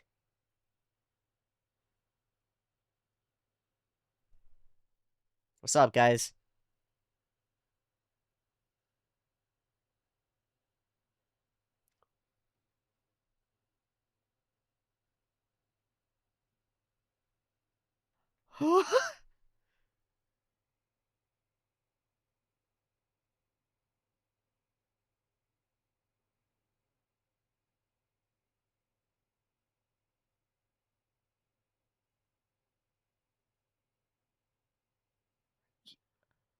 I don't. What? Dare to Be Stupid. Dance around with the fucking junk robots. They're your friends now. Oh, it's absolutely incoherent. Why is this happening? What?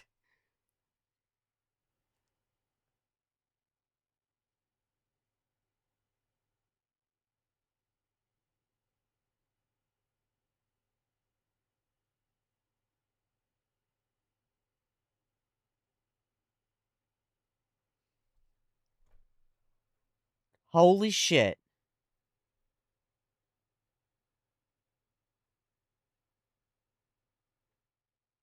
Holy shit, he makes perfect sense.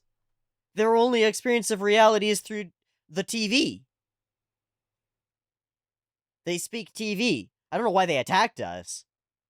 They're helping now, though.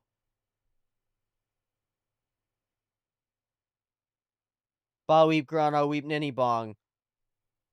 Holy shit.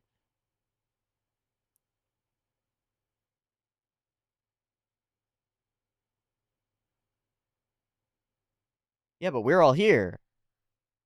I don't know, man. It shall light the future, maybe.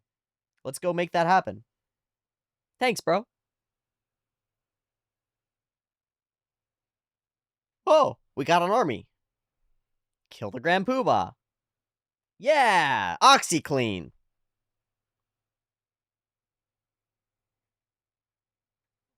Latest model with no obligation.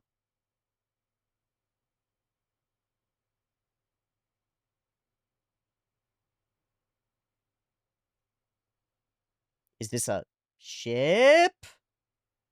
Didn't we just find a ship?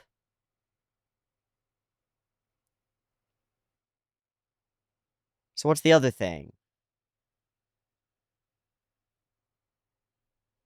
What's happening? Okay, we're taking off. Okay.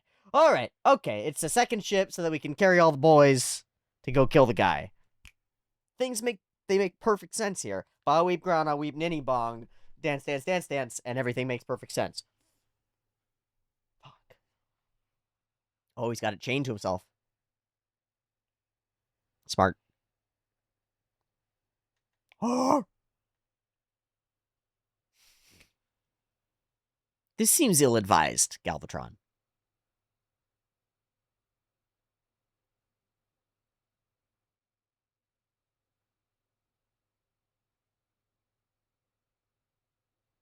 He made your body, bro. That's literal God to you. Oh. If he want to chomp... Oh, he transforms.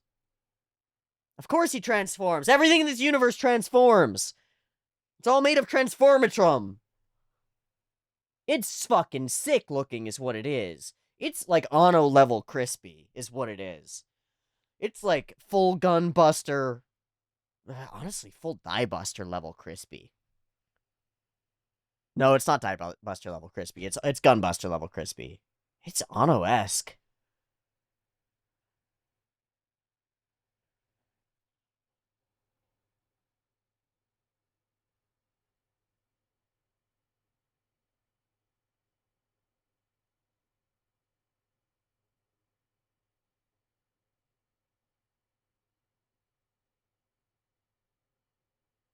Oh, even Megatron is mad about that. Fuck! That's so sick. To make the scale of that work.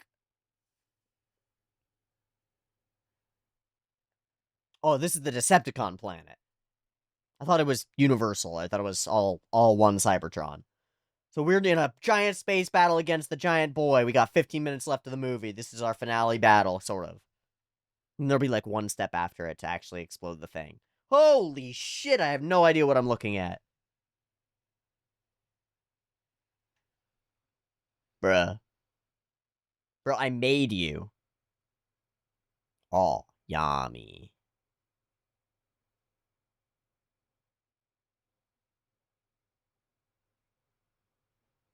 But how does gravity work on swallowing a thing that can fly? Nope. That's a really good joke. Yo, he got chomped, bro. No, we gotta fly inside the thing, too, and have a final battle inside Galva. Big boy, right? Whoa! He exorcisted us.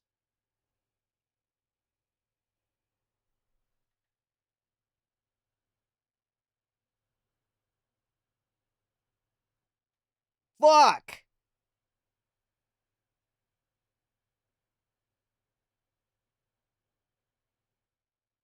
Oh!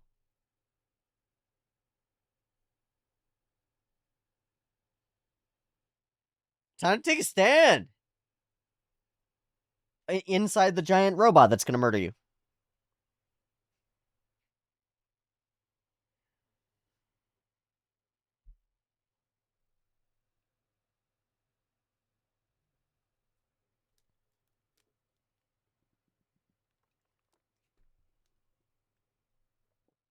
Hot Rod.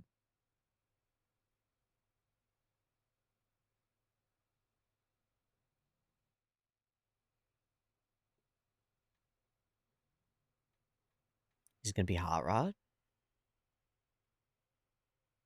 Hot Rod in the darkness. The shiny and chrome guts of Omicron.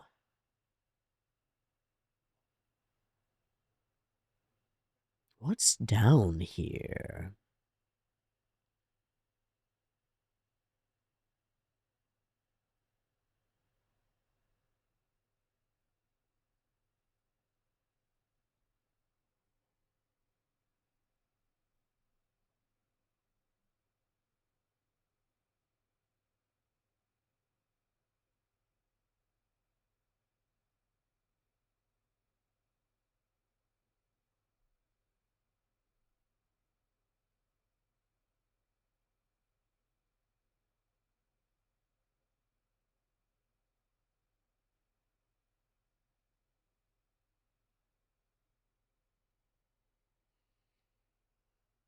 I don't know about that. Oh my god, this is just what's happening on the outside and we're just chilling on the inside? Alright. Love it.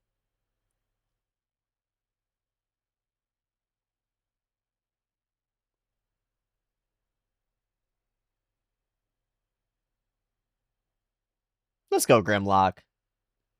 Oh, he was being literal.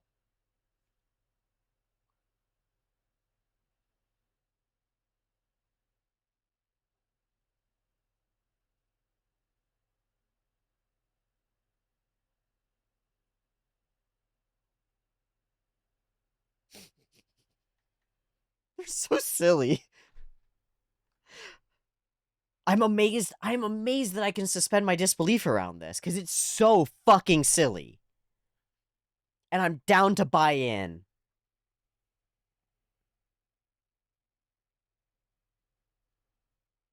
Not Tentaclaws.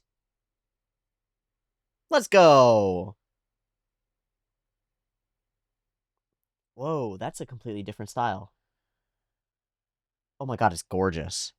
Oh my god, it's gorgeous. Extremely, like, Disney-esque. Rescuers Down Under-y, you know? Like, whoa! Whoa!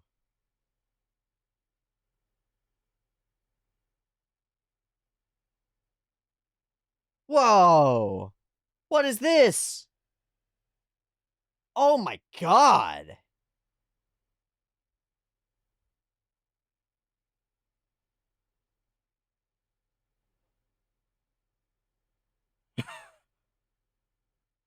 Holy shit! Yeah! Blast it, mother... Shut the fuck up!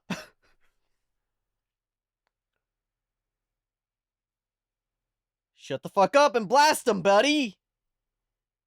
Yeah! Yeah! He did it! Maybe? That'll be fine, buddy. Yay! Holy shit. I barely saved you from certain doom at the hands of a malicious monster. I'm gonna need therapy, Dad. Yeah, Hot Rod. Oh, he's being fast. Let's go. With the power of fast. And also cool. Because being fast and cool is how you win.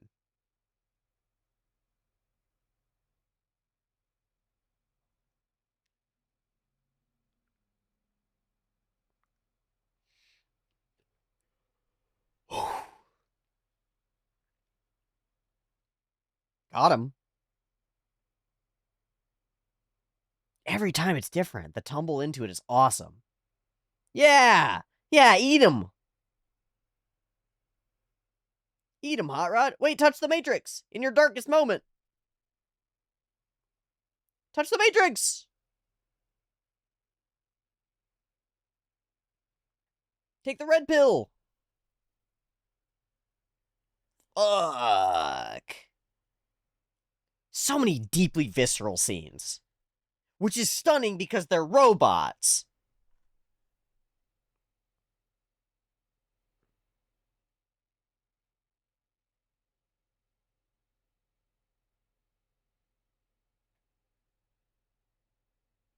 Oh, the Matrix. You got the touch. Bow. What? Rodimus Prime? I could become what I was meant to be! I'm self-actualizing through narrative convenience! But it's not in the Matrix, it's in him. Yeah! After all is said and done. You never walk, you never run. Oh, we just kick him to the curb? Yeah!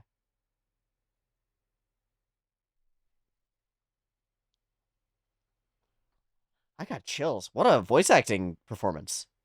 No.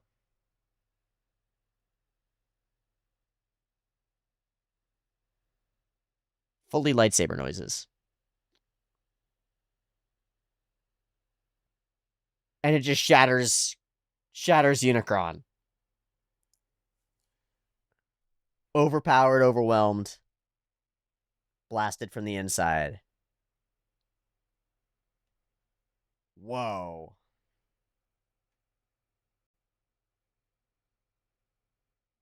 True self-destruction.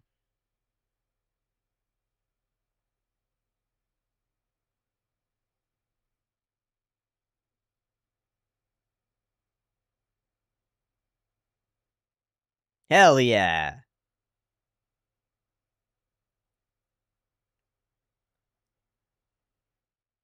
It's Rodimus Prime.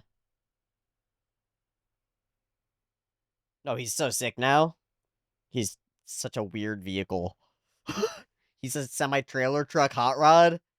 He's a hot rod semi-trailer truck. Let's go. I knew you could do it, kid. Thanks, Cup. Cup's a real mentor. He just is sharing his stories about his experience of reality and being grumpy. That's legit. All right, back out through the other eye. Fuck you. Open your third eye, bitch.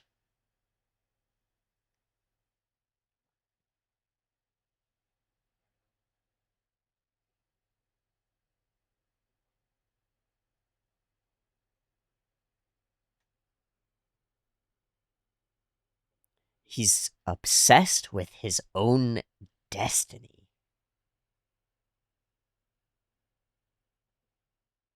Some sort of overriding principle. Yeah, I guess.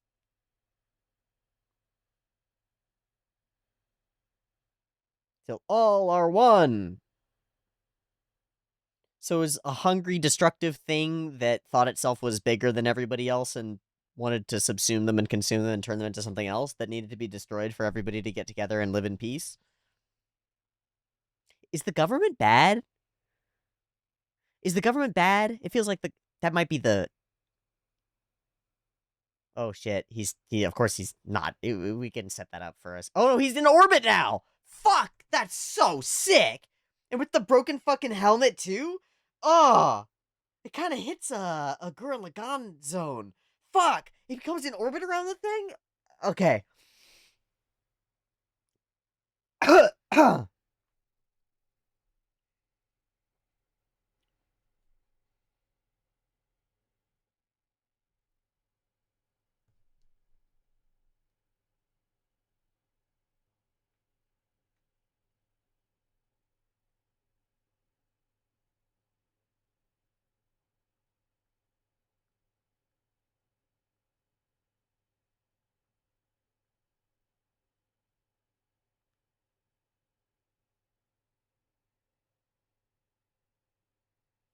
Who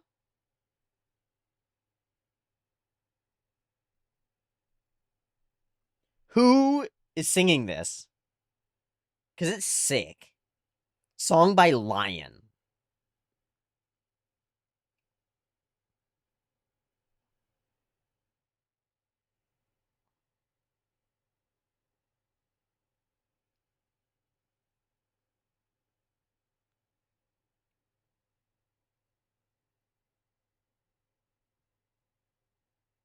Debut song Love is a Lion, Friday the 13th. Power Love in The Wraith, Never Surrender. Titan vocalist Cal Swan. Scottish rock singer. And that's who we're listening to. He's stellar. I was wondering. So I knew it wasn't. Oh, Dare to Be Stupid, Weird Al Yankovic. Transformers, Lion theme, Norman Swan. I was thinking, like, that's not Ronnie James Dio, but it sounds like somebody in the same space.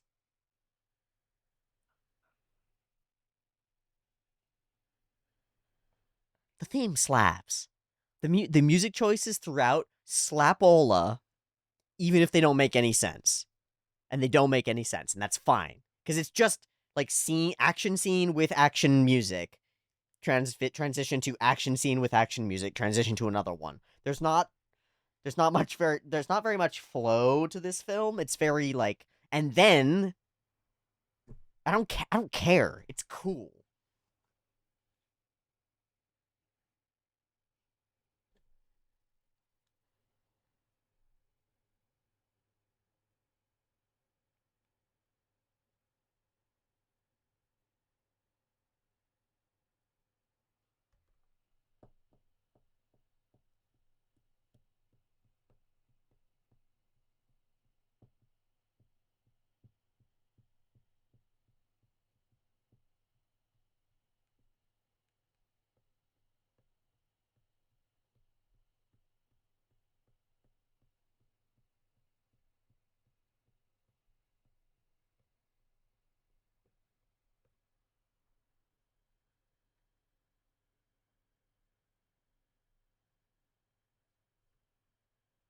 Just gonna let it play out.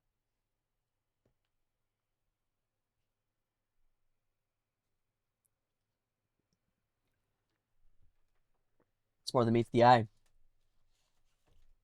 I'm gonna eat some dark chocolate because it makes me happy.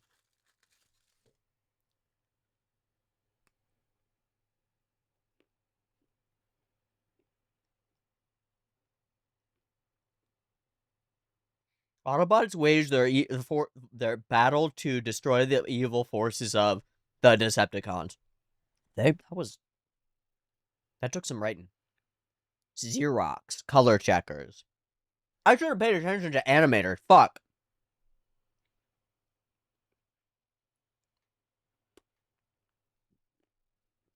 Hey, Chris Brown worked on this movie.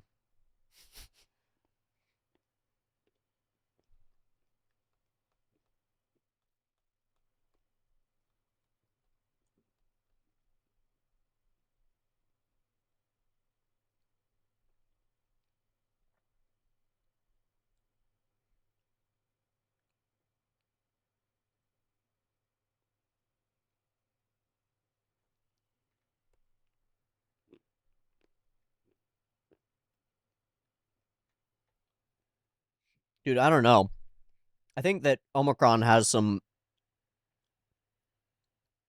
real relation to some real persons and also corporations.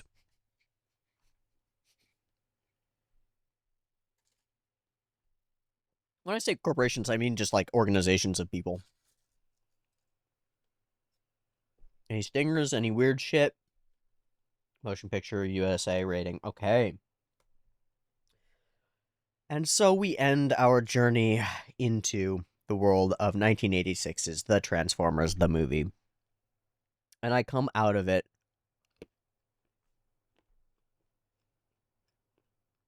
fucking pleased as punch to have watched this movie. I don't really know what I just watched.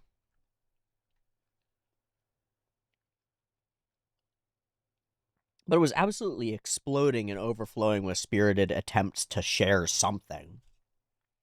I'm not sure if what it was trying to share made it through. I think at deep core, our story is exceedingly simple morality play, right? These are the good guys, and those are the bad guys.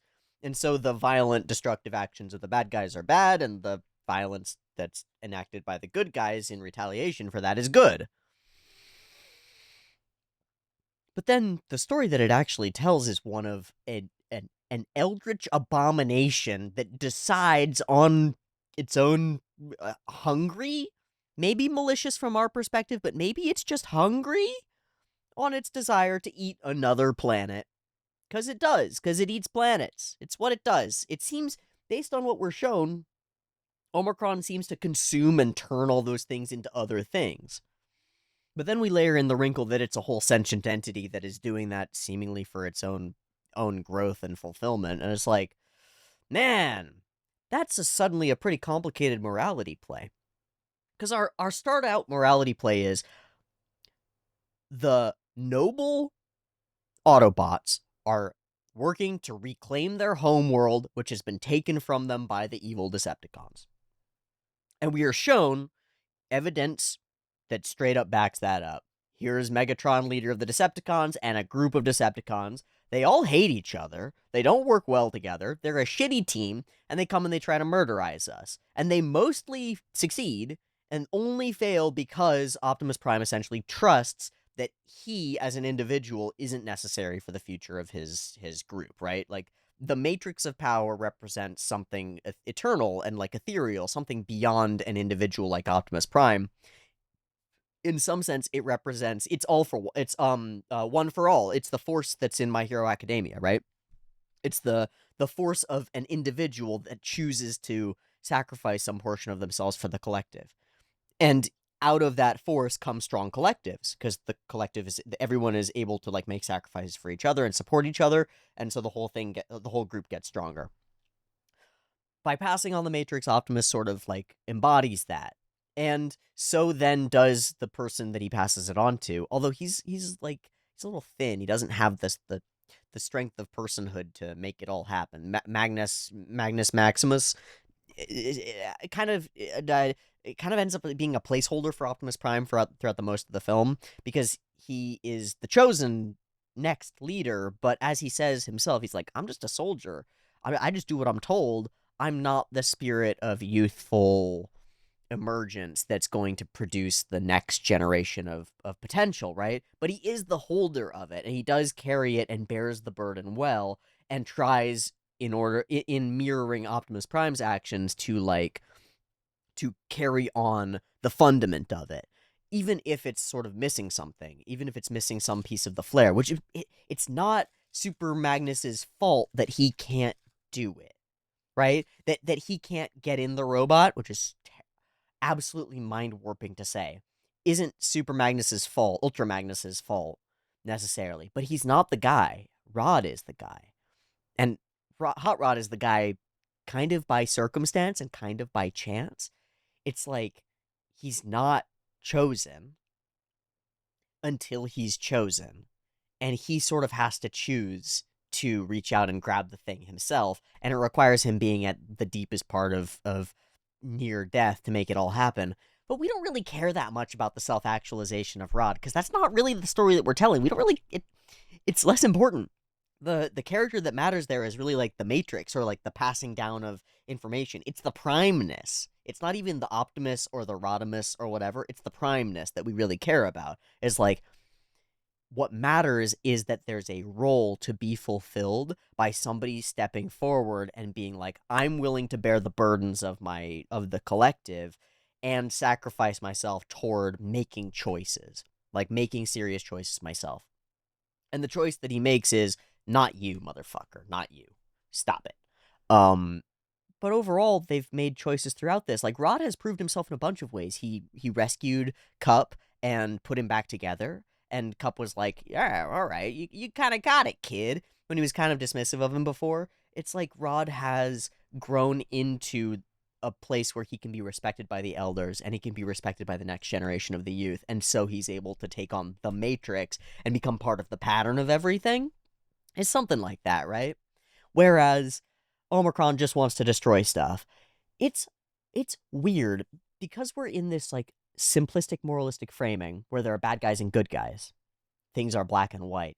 It's weird to throw an enormous eldritch abomination that just wants to destroy stuff into the universe there. Because that sends echoes through the morality play that are irreconcilable.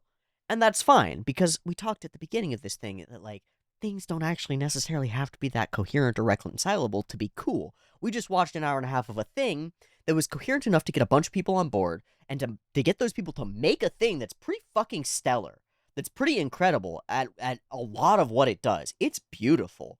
It's awesome to watch. It's a chaotic clusterfuck catastrophe, and I enjoy the hell out of it, and it feels coherent in some meaningful way. There's a through line that actually makes sense to me. I don't know if I can put it into words, but I come out of that movie nodding and being like, yeah, there's definitely some principle at play here that a lot of the people behind the scenes saw together and wanted to make into a film. And that principle is maybe very thin and maybe full of the kinds of fluffy cloud-shaped ideas or words that don't really necessarily mean anything, where you're like, goodness and friendship and okay, great, what do those actually mean? I don't know, but I can tell you when I see it. And I see it when Rod goes and pulls Cup out of the damage and puts him back together, you know? And in a broken way that I totally didn't see until I saw it, we see it in the universal greeting and the fact that a little show of kindness to people who don't seem to understand you might actually go across well and enable you to see that you really understand each other. That these junk droids who are different from you aren't actually all that different from you. They just communicate differently because they've been trained and listened a different way. Or even that the horrible Sharkatrons that it's unclear if they are sentient creatures. They might be living under the thumb of a dystopian, horrifying, multi-faced, throw people into a pit archy. I don't really understand how their system works, and I don't really need to. But what mattered was that they were nice to them and pointed at the real bad guy. And when you point at the real head of the snake, other people get on board. That's pretty cool. I don't fucking know what it means. I don't think I need to know what it means. I don't think it actually needs to mean anything. But it is fun to look and see what shadows it casts, because, as we said, the people trying to make this film, I'm going to say, I think did so in good faith. Okay? So, whatever their purpose was, make money, make a piece of art, just do their job, like continue existing, whatever their purpose was, it seems to me that a large number of the people who worked on this film did so with the purpose of making a thing that would be successful. Good, hard to pin down. What somebody thinks makes it a film that they've made good, hard to pin down. But successful, easy to pin down. It sells. A bunch of people try to make a thing that would sell, that would grab people. I think that they've really succeeded. And I think that in getting to that point where this thing could be successful, they've poured their own values into it, as well as what they value, the things they think would be cool. Because when we talk about values, we're often thinking like moralistic prescriptions of how to experience reality. And that is often how I'm thinking about it and how I'm talking about it, and much of what I've talked about already. But there's also something to be said for valuing cool robots that move smoothly, valuing screens on the ship that kind of actually look coherent and look like the thing behind them is being projected through a screen, because they kind of amazingly do. Valuing characters that have relatable features and can be understood. Valuing voice acting that really strikes at the emotional heart of what the character's experiencing in that moment.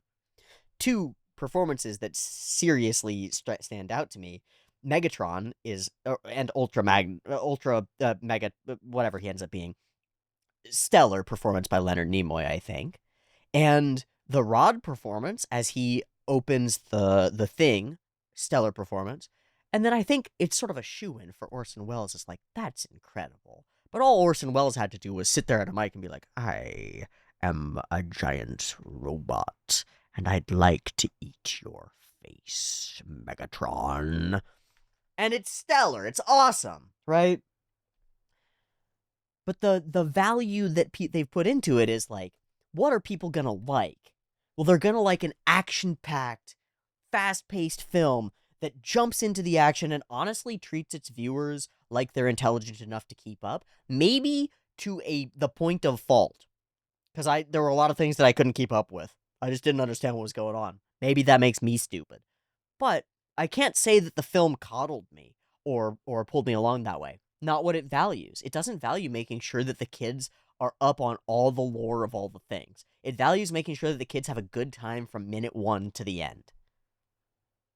That's a pretty interesting way of approaching a film.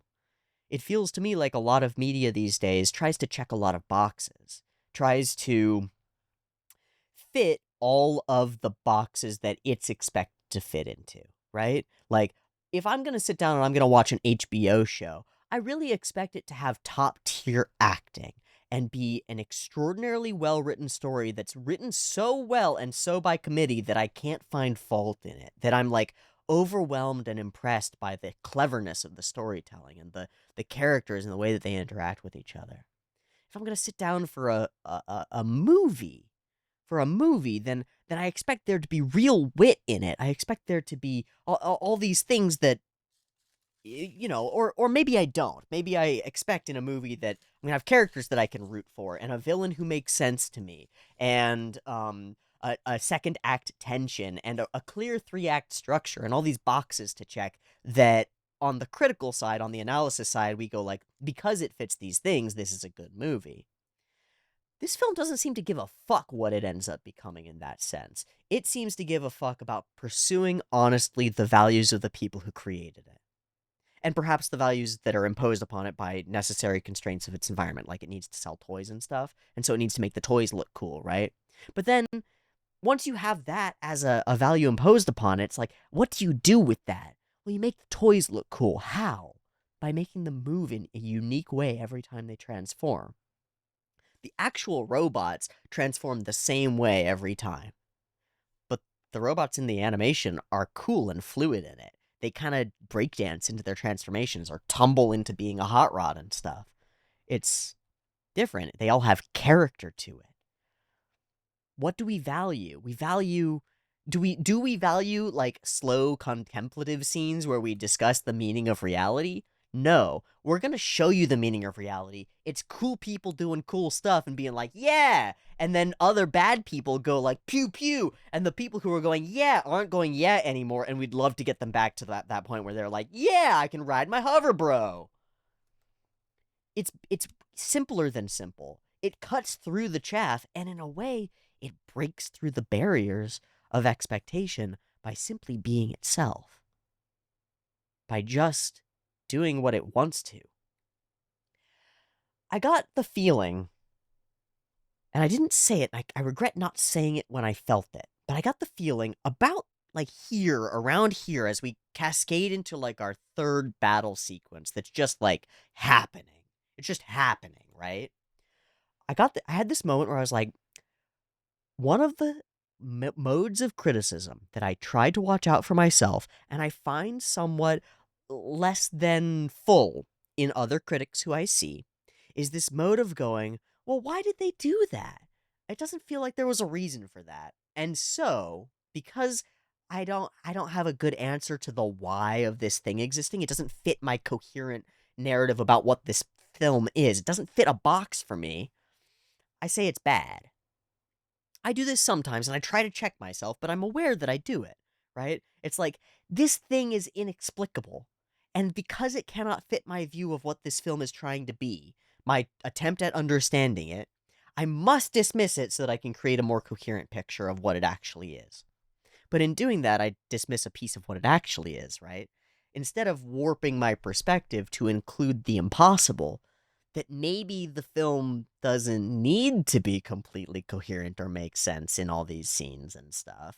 That maybe I don't need to be dismissive about the fact that we jump in media res and jump through a bunch of scenes that don't completely coherently gel together to me.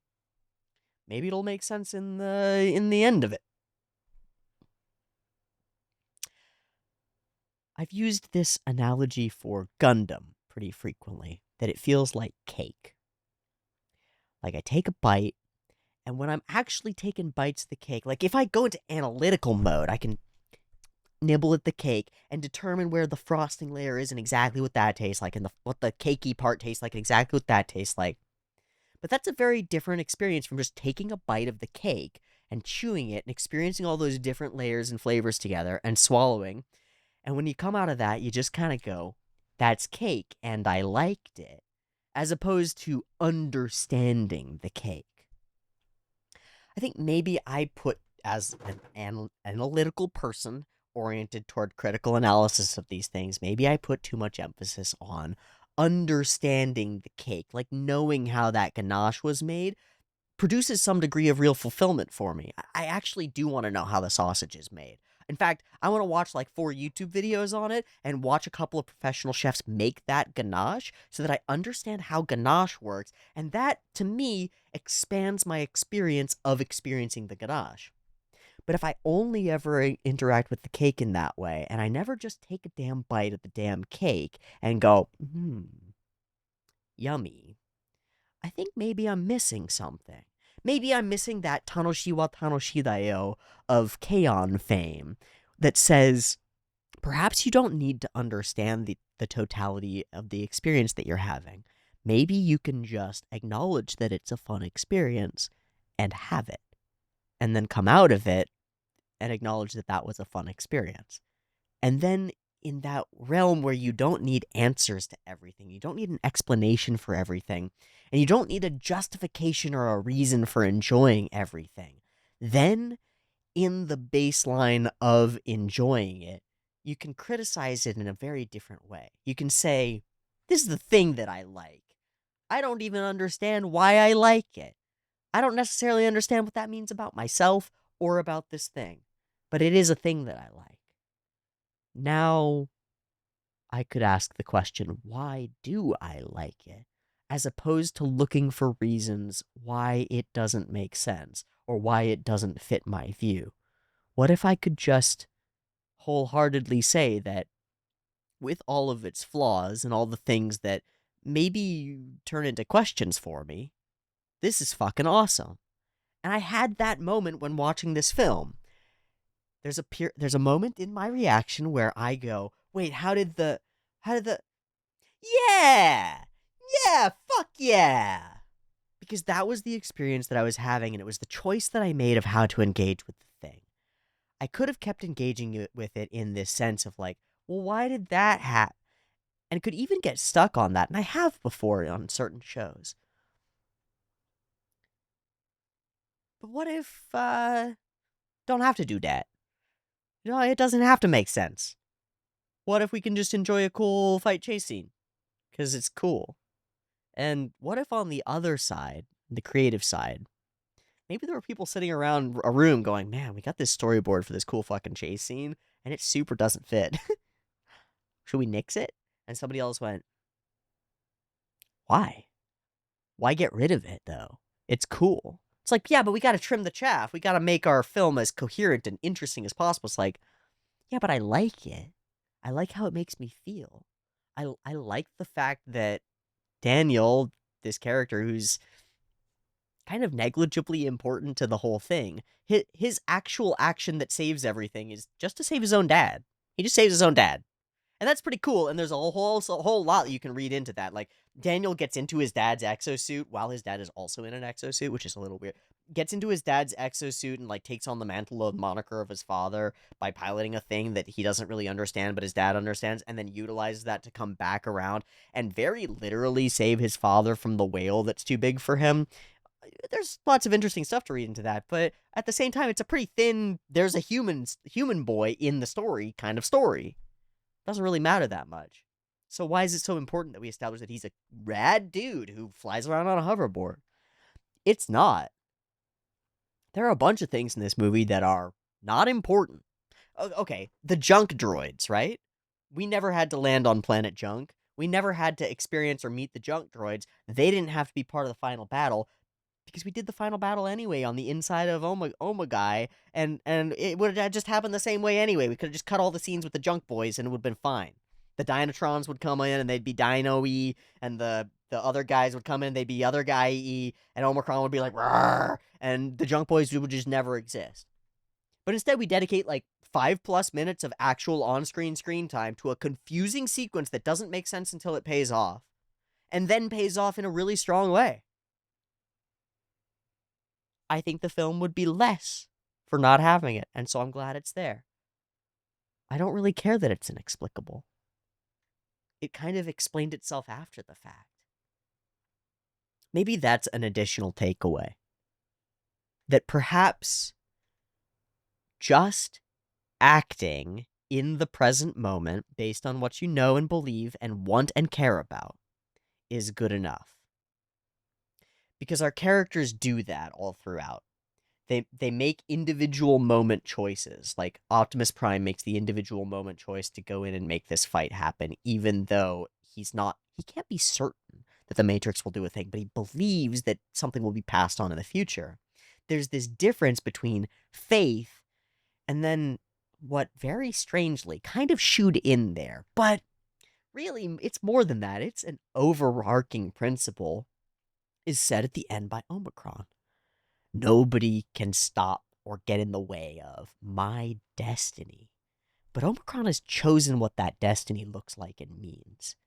Like, manifest destiny of consuming, destroying, and becoming bigger. That's my destiny. There's something weaker in that than in the sort of strength presented by Optimus Prime. There's something moment to moment about the way that the Autobots interact with reality that's like it's ephemeral, like they recognize their own transcendence in like a way through their actions. We're focused on what they do in each individual moment. Here's what it is. The characters in multiple instances, the Autobots in particular, they rescue each other. RC puts her body over Daniel repeatedly, multiple times during a couple of explosions. Green Guy reaches out and pulls RC up, right? There are a number of moments where they put themselves at risk in order to save another one of them. And the actions that they make are just like, this is the right thing to do in this moment, is the sense that I get from it. There's no transcendent purpose toward it, toward the future. It's no like, I'm going to save you because you might be the salvation of the world. It's just the kind actions of individuals toward each other that sort of ensure, and that Hot Rod takes part in, that he ends up in the place that he ends up with to have that final confrontation with Megatron. That sort of ensure that Daniel ends up where he ends up needing to be to save his dad. Those actions just end up playing out in a way that ends up being well. Lots of chaos and lots of destruction are sort of the fundament of this world, of this reality. There is real murder and death and destruction, sometimes at the hands of forces well beyond our control that may or may not be conscious, sentient, intentional, malicious themselves. But it's the way that the individuals choose to act toward each other that determines the future. And they're not hung up on acting towards some grander principle, towards some destiny, towards some guiding factor, except being good to one another. I think maybe that's really important. And from that, when we're evaluating or engaging with a piece of media, the truth in reality and in watching a piece of media is that you don't know how it's going to play out until it has played out.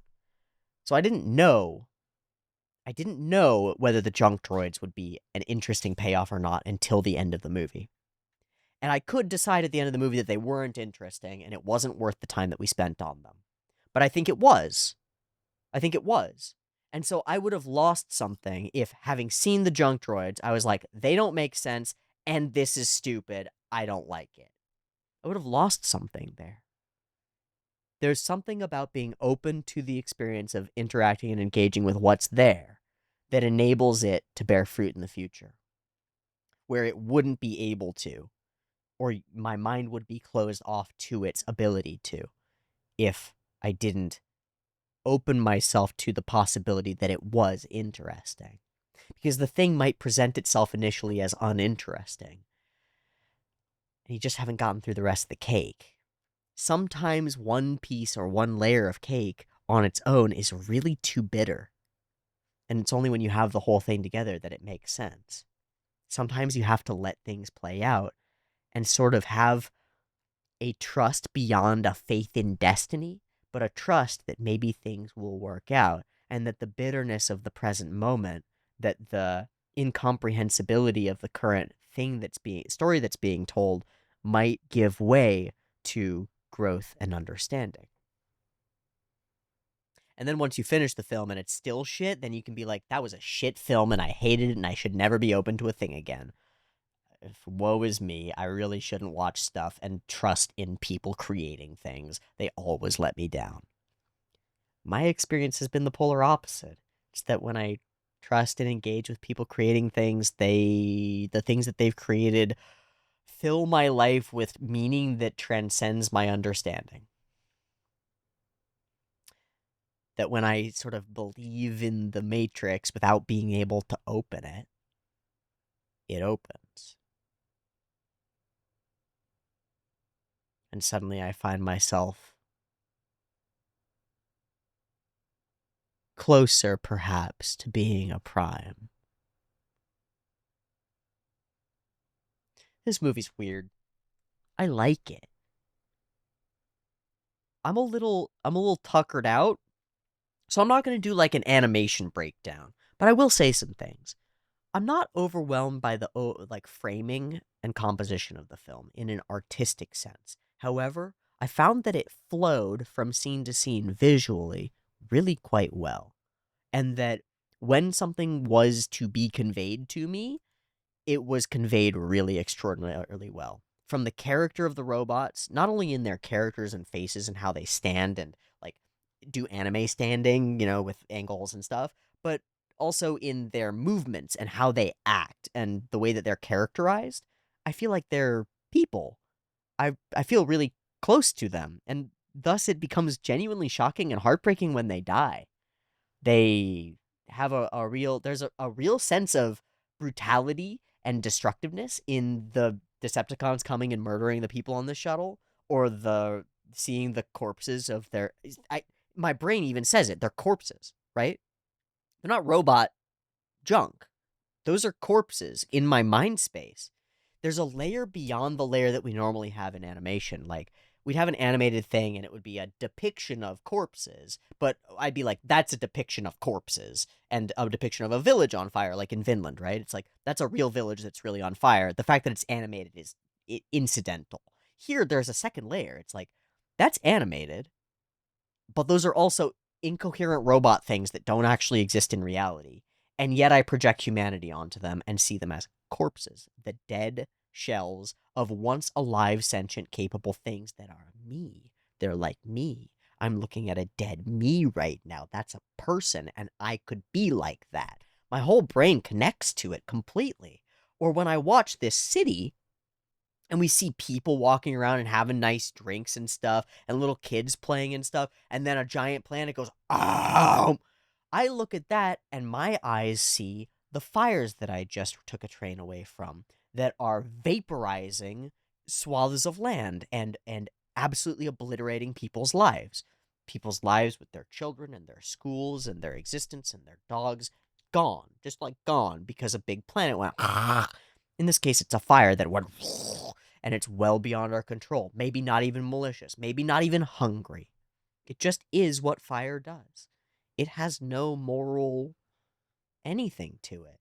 And so to grapple with this mass destruction is absolutely shocking, absolutely stunning, because those are people, and this is a planet, and that's a city, and it's real to me. It crosses the barrier and then manages to make it as big in scale as possible. It passes through the semi-permeable membrane of my protective walls. Because in some real sense, if it were an image of a real city that was bombed out by an invading force larger than the people inside that city could possibly comprehend, moving for reasons that might be just the compulsion of an organism much larger than you. Nation states, for example, they make moves that are incomprehensible on the micro scale and yet make perfect sense on a global hegemony power sort of scale. And so, a nation marches through and does an imperialist takeover of another place, and you're like, our city where we're just trying to live. And they're like, yeah, but it's ours now, and we're going to kill everybody in here because we want this land. And you're like, that's unfathomable. That level of destruction is impossible. But when you see it actually on the news, it's sort of it just blathers out because we see so much of it all over the place. Somehow, robots hits more. Wild. But it does. It does. And I think that I would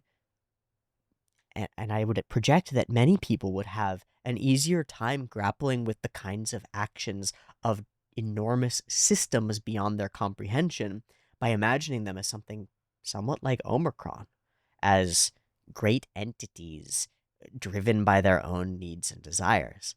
I think that looking at corporations and cooperatives and uh, uh, large systematized groups of people that are bound by structured rules and must survive themselves as giant organisms is accurate. I think it's accurate. I think it's a helpful way of looking at things. And I think a helpful way of dealing with and understanding the vast destructions that happen in our real world, the incredibly incomprehensibly brutal choices that the people heading these empires, these companies make.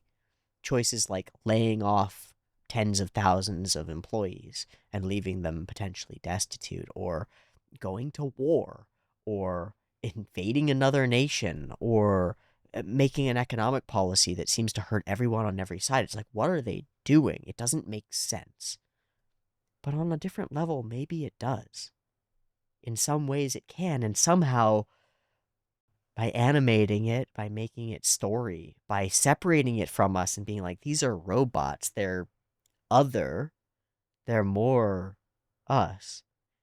And I think it's in that willingness to see the other and be reflected in it, to recognize that by separating ourselves from a piece of art or a piece of a thing, we become closer to it, that the two things can be the same thing, that telling a story that's not real can help us understand reality better, that refusing to categorize can help us understand real categories more effectively, that being willing to break down the barriers between ourselves and things that are different from us lets us see more of ourselves. When we think that it's barriers that keep us coherent, something like that. These thoughts are what present themselves to me from this piece of media. That it explores things darker than I expected and produces in me insights about that darkness that I didn't expect. It is a simple morality play. It does have good characters who are good because of sort of narrative fiat, and then because they are friendshipping toward each other, and bad characters who are conniving and scheming and bite at each other's backs. There is simplicity here, and we can read lots of value from that simplicity. But we can also step back and recognize that it jumps outside of any sort of boundaries we put around it.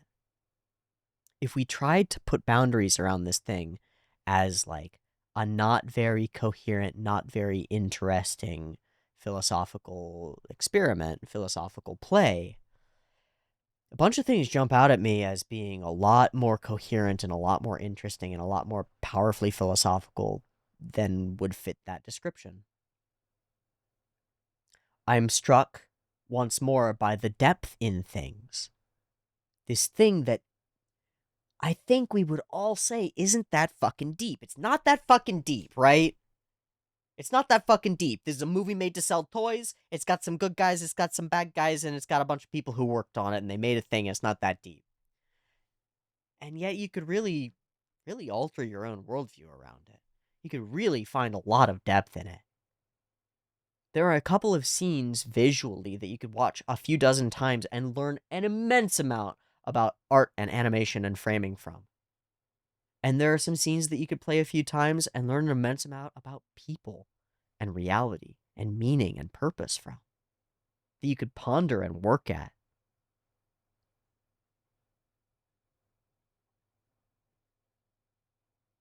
It's like a whole tasty planet of robots to sink your teeth into. At the end, I think what strikes me is how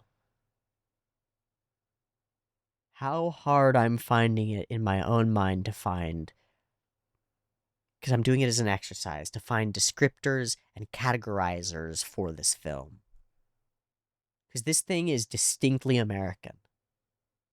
Distinctly American in a lot of its sensibilities, and also distinctly Japanese. Both in its execution and animation, but also in a lot of its sensibilities. It is both Western and Eastern. It is distinctly a simple morality play, and also has an eldritch abomination that's not very clear on its motivations and goals and seems to be obsessed with destiny, who, through Megatron's weakness, he becomes beholden to an evil power greater than himself, and despite wanting to make changes in his own behavior, finds himself unable to because he is aligned with this greater power that now controls him. He's literally, like, sold his soul to a devil. And that's a pretty fucking complicated morality play. It's simultaneously an extremely 80s movie that is just absolutely chock full of the most 80s shit that I've ever seen. And kind of fucking timeless. It's got some really extraordinary performances in it, and some ideas that I think echo and ring true. Meaningfully so.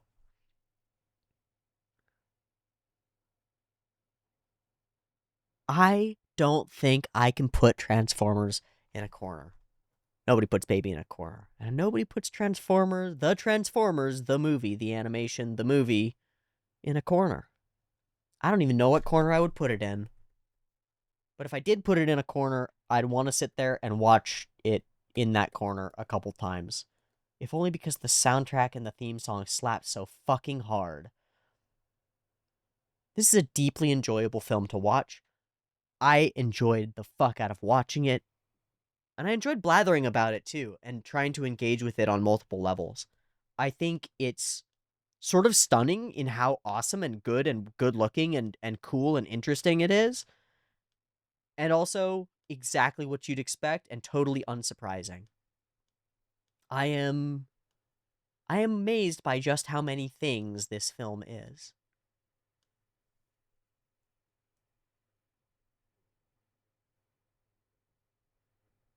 And so I will just call it amazing and enjoyable and say thank you for experiencing it with me. I hope that as you go forward in your life, you experience more things that make you question how you've grouped them.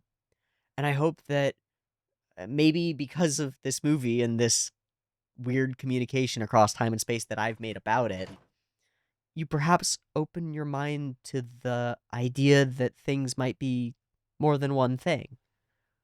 That you open yourself to experiences having meanings that you might not understand right now. And the recognition that times of bitterness and strife might be the fertile soil and planting ground for new seeds, that perhaps some kind of faith in the future in us, in us, in our ability to communicate to each other, and in these incoherent scramblings to create works of art that are meaningful, perhaps some of it will have some meaning and be more than just what it is, and perhaps be a little bit of what it could be. Because I think this movie is a lot of things, but in interacting with it, it can be almost anything. Ah, thanks for interacting with me while I interacted with it. I don't know what I am to you. I'm just struggling to create and understand, experience and live. I want to live well, and I don't know what that means. So I'm exploring. And I think that might be a part of it, or perhaps the foundation of it. I have faith that if I take the right steps in the present, without some deep, eternal view of destiny or future, just acting the way that strikes me as right in the present moment, that there will be some network of being, perhaps a matrix, that will make that make sense.